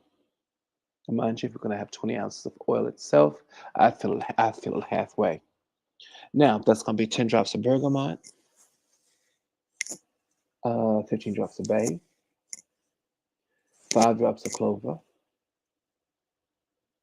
8 drop. Well, hold on. Balm of Gilead is hold, 5 whole pieces, depending on how big that jar is. If it's 20 some odd ounce, just 5 pieces. If you have a larger vat, then of course double that. Calamus root. Now hold on. Your calamus is going to be a whole root itself. Five finger grass is going to be a whole. Is going to be a whole root itself. Put that, and so is John the Conqueror, definitely. Now that commanding oil, it's a pleasant smelling oil. It's pleasant. Yeah, it does command because of the high John. Mm. There's no way you can change that. Now, mind you, because we have high John that's here, we have a balm of Gilead, five finger grass. I would go ahead on and add a more protective agent to it. And go on and add. Um, what's a hold on? Um, Gallagher root. Thank you. Mm-hmm. Oh, child, y'all, it's 103. Oh, Lord, I'm getting tired. I done bit off more than I can chew. We done been up here 3 hours, 11 minutes, 42 seconds. So how y'all doing? I hope you're doing fine. We gonna, ooh, somebody in private chat. Hi, princess. Hi, honey. Listen, well, I'm gonna keep it going for y'all because I know some of y'all got your notes out or gonna be taking your notes tomorrow. So I'm gonna keep moving ahead. Though my eyes getting drooping, that pillow looking quite lovely. She's looking so handsome. And I want to just put my face on this, you know what I mean? But I'm gonna keep muscling forward because y'all, it's 4 minutes after 1 Pacific Standard Time here in Los Angeles. That's the chair. Now listen, y'all, tell me something good. Hmm. Also, too, Beauty. I think Beauty and Lena, y'all were over there in StreamYard. I think y'all were. Were y'all? Hi. And Key. Key left? No, she's over there in YouTube. Hi, honey. Okay. Now, that commanding oil for something is to command folks. But listen, here we go. If you want this to be a love commanding oil, all you have to do is add two. See, I done changed my mind. I said I was going to change it. You see how fickle I am? Let's go and change it. Now, if you want to make this a love commanding oil, you only add two ingredients: orris root, Didney Creek. Damiana, sorry. Orris root and Damiana. That's it. If you want to make this into commanding your enemies, literally, that's pretty heavy duty, hardcore heavy duty. If you want this to command your enemies, go ahead on and add a little bit of alum. No. Oh, no, no. Don't add alum because you have hydron up in there. Hmm. Wisteria for enemies. Okay. And to keep people from the enemies themselves, a little bit of Solomon seal. Wisteria and Solomon seal because you already got calamus up in there. Don't draw them right on the end and balm of Gilead. Mm-hmm. Child, ain't that something? I said I wasn't going to change it. I should have hell did change it. It's my prerogative. And I'm pretty, listen, I'm pretty sure Daddy wouldn't mind because there's only two ingredients. Now, all right. The next root I'm going to add, the next oil I'm going to recommend, this oil is to cool anger. If you have somebody, okay, hmm, hold on. Yeah, pretty much. If you have somebody that is that is a sourpuss, all they like to do is fuss. hmm And they do that because they ain't got good sense. They ain't got the good sense God gave them. And whatever else they have left, they either spit it out, ate it, and shit it out. So listen, they're empty. They're there with empty head, empty noggin, clinker, clinker, clink when they shake their head. That's fine. It's just filled up with anger. Here's how you calm things down. Mm. Now, we're going to make 32-ounce bottle of this. First thing we do is fill that bottle halfway up. Fill that bottle halfway up with olive oil. Anytime we use olive oil, this is anointing oil. We're getting serious. We ain't playing. We're going to add 2 tablespoons of wormwood. Okay. 1.5 teaspoons of passion flower. 1 teaspoon of orris root. Mhm. 1 tablespoon of honey. And 1 pinch or 1.5 teaspoon. I've used 1.5 teaspoon of brown sugar. And 1 tablespoon of lavender. This will cool down any situation you can feel. If you're around somebody who's a fusspot, if they have a husband who has anger issues, he needs something, he needs Jesus, and Jesus keep looking at him funny, let's go ahead. That's so bad. Go ahead on, make this oil and hand it to him and say, Merry Christmas, you owe me. Now, to cool things down, okay, and smooth over an argument and calm the nerves of someone who's quick to snap, hand this to them. You can actually have them put it on or put it on yourself. Because when you're in front of them and this anointment gets inside their nose, it will cool them down. Now, mind you, it works better if you give it to them. Say, listen here, put it on. It's gonna make you handsome. It's gonna make you even more handsome. But this is known to cool down anger, definitely for those if you have clients that are dealing with partners that are they're just angry people. It'll really cool things down beautifully. All right, y'all. I was gonna muscle through this. I can't. I'm tired. So look, everybody, you have a lot of information to work through. It's wonderful. Go ahead on. I'm going to end the stream and go to bed. But listen, you have a lot to work through. We'll continue this journey early in the morning where everybody's ready. Hold on. Oh, I caught the end and stepped away for a second. I need that. Okay, here we go, honey. All right. Now, with that anger oil, that is if a 36 ounce jar of olive oil. Okay, that's wormwood, passion flower. Okay, how many 5 tablespoons of wormwood, passion flower, orris root, teaspoon. Hold on. You know what? The instructions gonna be up in there because I can't read Daddy's instructions. I know it's a tablespoon of honey, hmm orris root, and pinch brown sugar, as well as lavender. Lavender, the herb itself. But listen, it's gonna be on stream. It's gonna be on YouTube. Click on YouTube. Mhm. There you go, honey. Ha! You need that for your family, definitely. Well, the ingredients are right there, honey. They're right there on YouTube. Just listen back to it. Okay, I got it. But YouTube, I'm there. I'm there. Yeah. It's gonna be Black Snake Production on YouTube. Productions. Oh, there you go, honey.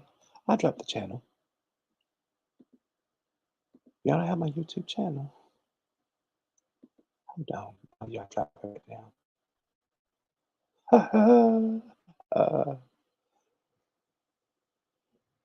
I can always tell when I'm sleepy. I don't talk as fast. Still giggle though. Can't stop the giggles. Oh my God, Nosy Hole had another room 7 hours ago. Guess what I'm gonna be looking at while I eat my oh my God, 1 million subscribers. Oh my goodness, Love to has 1 million subscribers. Oh, that's amazing. Guess what I'm gonna be doing while I'm eating my sweets? Looking at Nosy Ho and her. Oh, amazing, honey. I'm so proud of Love Tea. I'll give you my channel. She's another one I've been looking at forever. Hmm. Y'all, I have 108 videos. How the hell that happened? Most of them are nothing. And I'm live right now, 7 watching right now. Hold on, honey. Here we go. I'll get my reads this week. Okay, honey. Okay, on YouTube. There we go. There we go. All right, there you go, honey. All right, y'all, I'm getting ready to eat my Mexican sweetbreads, which is so delicious. I have the one with the cream custard in it. I can't wait to do it. So I'm such a foodie. And I have my water to go with it. Lena, I forget what you call them. They're empanadas with the wonderful sweet banana pudding in them. Oh, it's so good. I have 4 of them. I'm going to eat all 4. My tummy going to be so happy. It's part of my problem. Not a problem if you like it. But listen, y'all be good. Take care of yourself. Thank you so much for your time. I so appreciate you. And listen, thank you so much for your time. Thank you so much for your efforts. And I love you. Thank you again. Now listen, I'm going to start going ahead to scheduling the rooms. I think I'm going to do that today. Hi, Kia. Hey, I don't know how I ended up on the stage. Hi, honey. How you doing? What's going on with you? Oh, just up working. I know that's right, honey. Well, listen, I'm now on StreamYard, so I'm about ready to go have my empanadas with the sweet cream in them. But listen, if you want to catch the whole video, because we were on for 3 hours, go on. I put up the YouTube page, and they're gonna be up there. Instead of having replays on here, I'm just have on YouTube. Um, Oh, yeah, might as well get monetized from. I don't think they're gonna monetize them, but might as well listen. There's a whole archive of old videos and everything up there too. So definitely. I hope you're doing fine, and I hope things have yes. been working well Okay. for you. Absolutely, honey. Okay. So to Hmm. see you, I need to download StreamYard or just Mm-mm. go to YouTube. Just go to YouTube and type in live videos. There's videos and then there's live. There go where all the videos go. There's live, and that's just me being silly doing readings, but also too just tickety tickety talking and talking and talking and tickety talking and just talking more and a lot and a whole and just a lot, just running my mouth. It it looks like you have 7 people watching right now. Yeah. There's 7 people watching, and it's late as it is, but most of them probably asleep because my voice puts people to sleep. That they relaxing, girl. They relaxing. They're relaxing. But listen, honey, listen. You be good. Take care of yourself. And I'm gonna go and watch Nosy Ho. Look at her videos while I eat and fill my face up with sweet treats. All right. All right, honey. Congratulations. Oh, Yes. all right. Love you too, honey. Wait a minute. Jamira's up. The hell? Hi, Jamira. Oh, Jamira. Hold on. Listen, I was gonna go to bed. Kia, come on up to the thing, to the stream yard, so we could talk. I'm gonna try to get Jamira up here. Watch this. Come on, Jamira. Come on up here. Watch this. Watch this. Come on up, Jamira. Yay! Hey, hey, hey! I thought I was gonna go to bed. All right, Listen. I'm gonna go on over to YouTube. All right, baby. Listen. Thank you so much for your time, honey. Listen, I'm Bye. gonna try to get Mira on up here. Come on up, Mira. Watch this. Watch this. Come on up, honey. Mia said, I'm not pitting up with you tonight. Coming. Now listen, Mira. No, hold on. Oh, that's right. I gotta put in the StreamYard thing. Do I gotta put the link in? The invite link in? Oh, I do. Okay. So here we go. I put the invite link in. Well, listen, I can have my sweet breads while I talk to y'all. There we go. Hey, Sister Mira. What you doing? Hi. Hey, I was listening to you off and on the YouTube. I like that. Isn't it cool? Yeah. You know the thing about it. Now, mind your nosy hoe, which is Sister Marla, that's her channel. She literally inspired me to go ahead on and said, "Well, why don't you do videos?" I used to do them so long ago to give people advice about marriage and everything else. Also, a few spiritual readings. So this was, honey, my God, 11, 12, maybe 15 years ago. And I just got back into it. I really got back into it. Thanks to Sister Marley. I wasn't interested, and she got me back into it. So might as well because everybody else seems to enjoy them. But then also too, it's you give it. We all give each other sound advice. It's probably a good way there for other people to help other folks too that are not a part of Clubhouse. Yeah, when I was listening earlier, I saw that the people it was different people on that was not Hmm. in Clubhouse Hmm. when I was on the YouTube. Hmm. So how you been? What time is it over there? 319. Oh Lord. Ooh. So how you been? What's going on with you? I've been good. I'm tired, but I just been it's just been a long. Today was my Friday, so it's just been a long weekend, Hmm. and I'm just trying to unwind. It's a full moon, so I usually have a lot of energy, Hmm. around this time. Hmm. And so I just my shoulder's been hurting all day since I got back to work, the Hmm. right side, and it still hasn't went away. I was like, might need a spiritual bath, but I didn't feel like boiling the herbs. Hmm. Well, you know what? Make sure because as soon as we start to hurt and have aches and pains, that's the sign that something's caught on or you're tapping to something. So a spiritual bath will be in order as soon as you can. Oh, Oh no. you know, I probably might have to because what is the coincidence that I'm up at 3 o'clock in the morning, my shoulder been hurting for hours, and I know I should probably do that, and then you come and reiterate that. So Hmm. I probably might just get up and do the bath tonight because I don't. If the pain kind of like dissipated a little bit, it's Mm. not as intense. It's right on the right side. Like I know it's because I'm trying to control some You things. try to control things around you. That's your sovereignty side. I'd be really interested to understand what around you needs your tender love and care. Somebody or something needs your tender love and care, and they're getting it. They're absolutely getting it. Even if it's to not necessarily your benefit, probably a person now, or it could be a person in spirit. That part we never considered. Mm. It could be someone in spirit too. You Mhm. know what?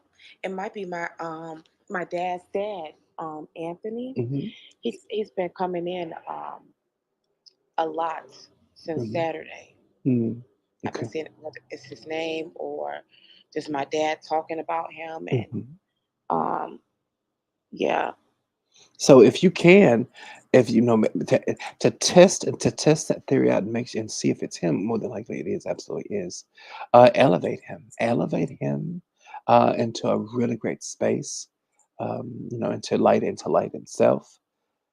It's just, just going about elevating. One thing I'm starting to understand through the years, some of our ancestors are more astral ancestors. They're in the astral realm. Sometimes they haven't necessarily crossed over completely. So if they're in the astral realm and they're part of the spiritual artifice that is this earth, then they need elevations to move closer and further into the light. Well, I do. He has a candle. You know Mhm. what? When you just said this, that it could be someone non-physical.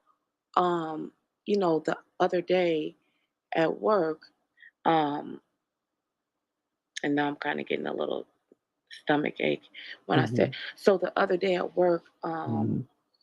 I was, assigned a missing person, and the person actually ended up, you know, being deceased. Yeah.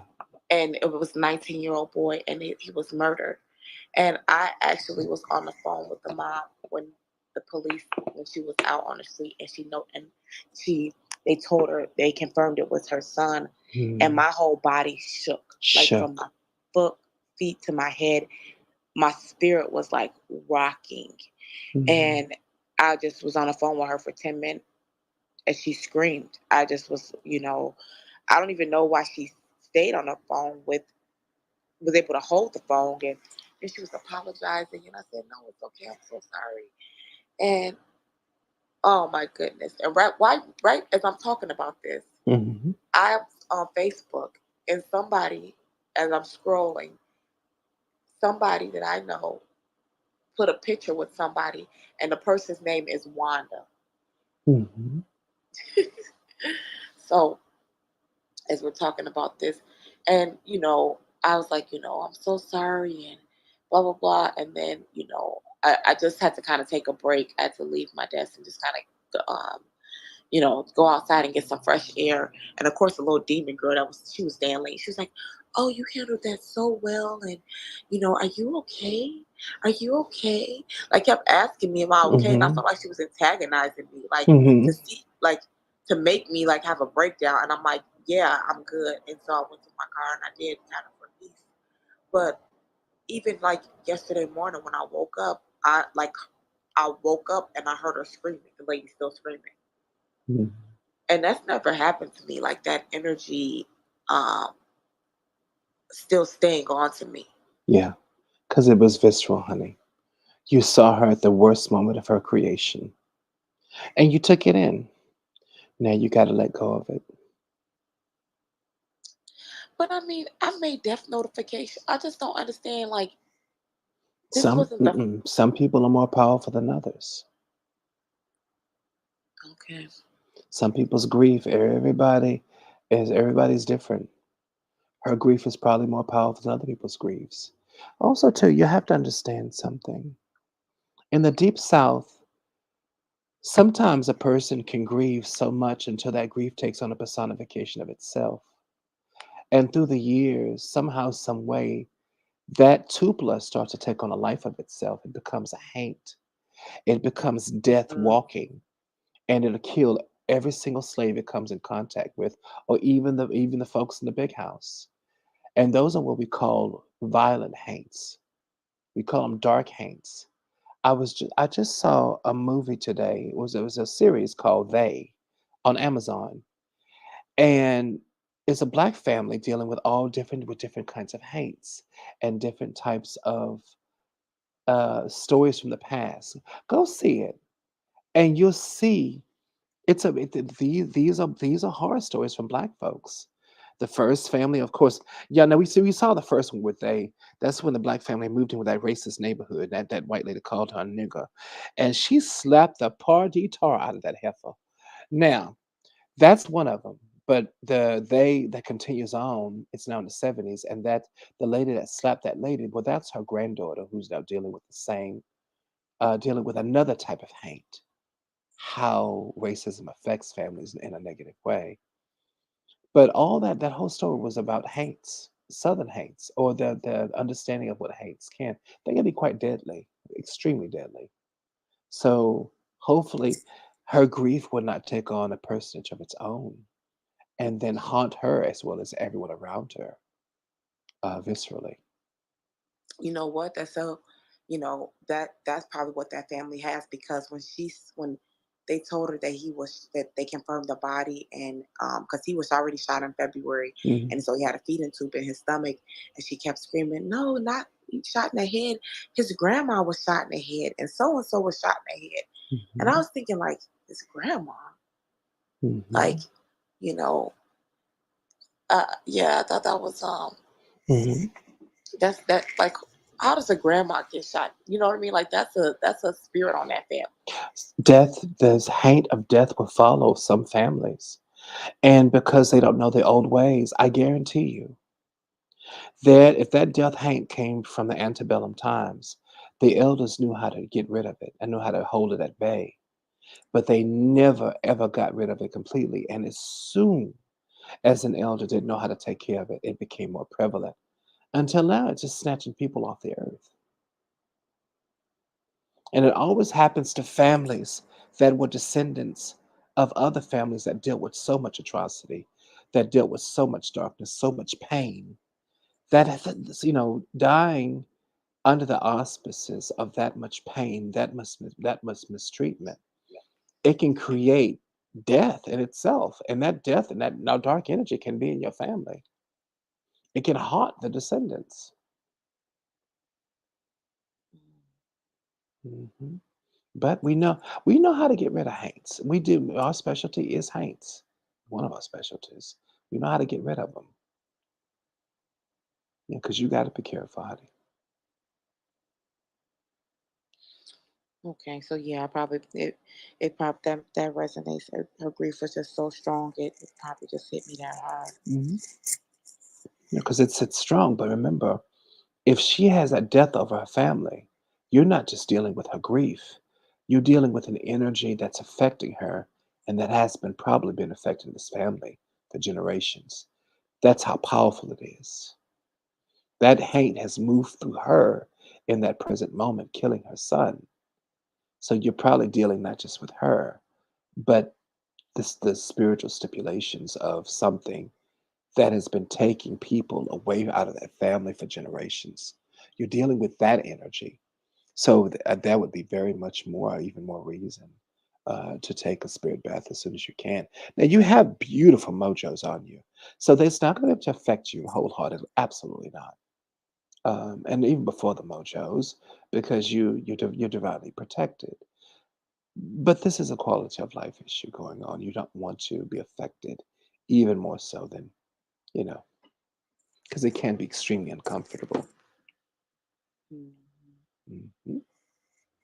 Thank you. You're welcome, honey. All right, y'all. It's 1:29. I'm gonna go stuff my face full of cakes and not pies, but cakes, and then go to bed. I'm happy because I'm about to eat. You know that Mexican sweet bread they make a empanada. That's stuffed with cream. It's custard and it's sprinkled with sugar. It's so delicious. And I'm glad I got the last four of them. And the little Mexican lady, she was looking at me funny. And there were eight. I was gonna get all eight. And she just gave me a look and just looked so pitiful. So I gave her four and I took four. She was so happy. I think she probably ate hers already. Bless her heart, wherever she's at in the world. Well, I'm gonna eat mine now, little mamacita. Mamacita. So I'm gonna eat mine now. I know she enjoyed hers. Or maybe she gave them to her grandbabies or whatever. But I know she just sauntered on up to the cashier. She was so happy. And so I'm gonna eat mine, and then she had hers already. So y'all, listen, be good. Thank you so much for your time. I love you. And thank you, Sister Mira, for spending time with me. It's always a pleasure, Thank you. honey. It's always a Rest pleasure. well. Rest well, baby. It's always a pleasure to be in your life. And thank y'all for letting me into your life. I appreciate you. I'm gonna go and eat happily and look at nosy hole videos and just get my life and giggle, giggle, giggle. Listen, yo, if you want to catch the video, it's on YouTube on live. It's also on Facebook as well as Instagram. Um, no, no, no, not Instagram. That's smut site. Just go smut bag, slut bag, right? X, formerly known as Twitter, where all the porn is at. Well, I'm on their live as well. Don't nobody know that. I don't think anybody's interested because I'm not showing a booty or anything like that. But still, I'm on their ridiculous. I'm still on their live. So listen, be good. Take. I don't know, Bino. What the hell I'm saying? Well, it's true. It's a smut bag side. I've never seen so much porn in my life. So listen, be good. Take. You know who sent me that porn? Shelly did. I wouldn't have found out about that if it wasn't for her. Look, team, look what I got. And I felt so uncomfortable. Who showed you that? You know, some straight girls like homosexual porn. I don't get it. Well, whatever floats your boat. I don't get it though. It's not for me to get. So listen, y'all be good. Take care of yourself. And thank you for your time. I love you.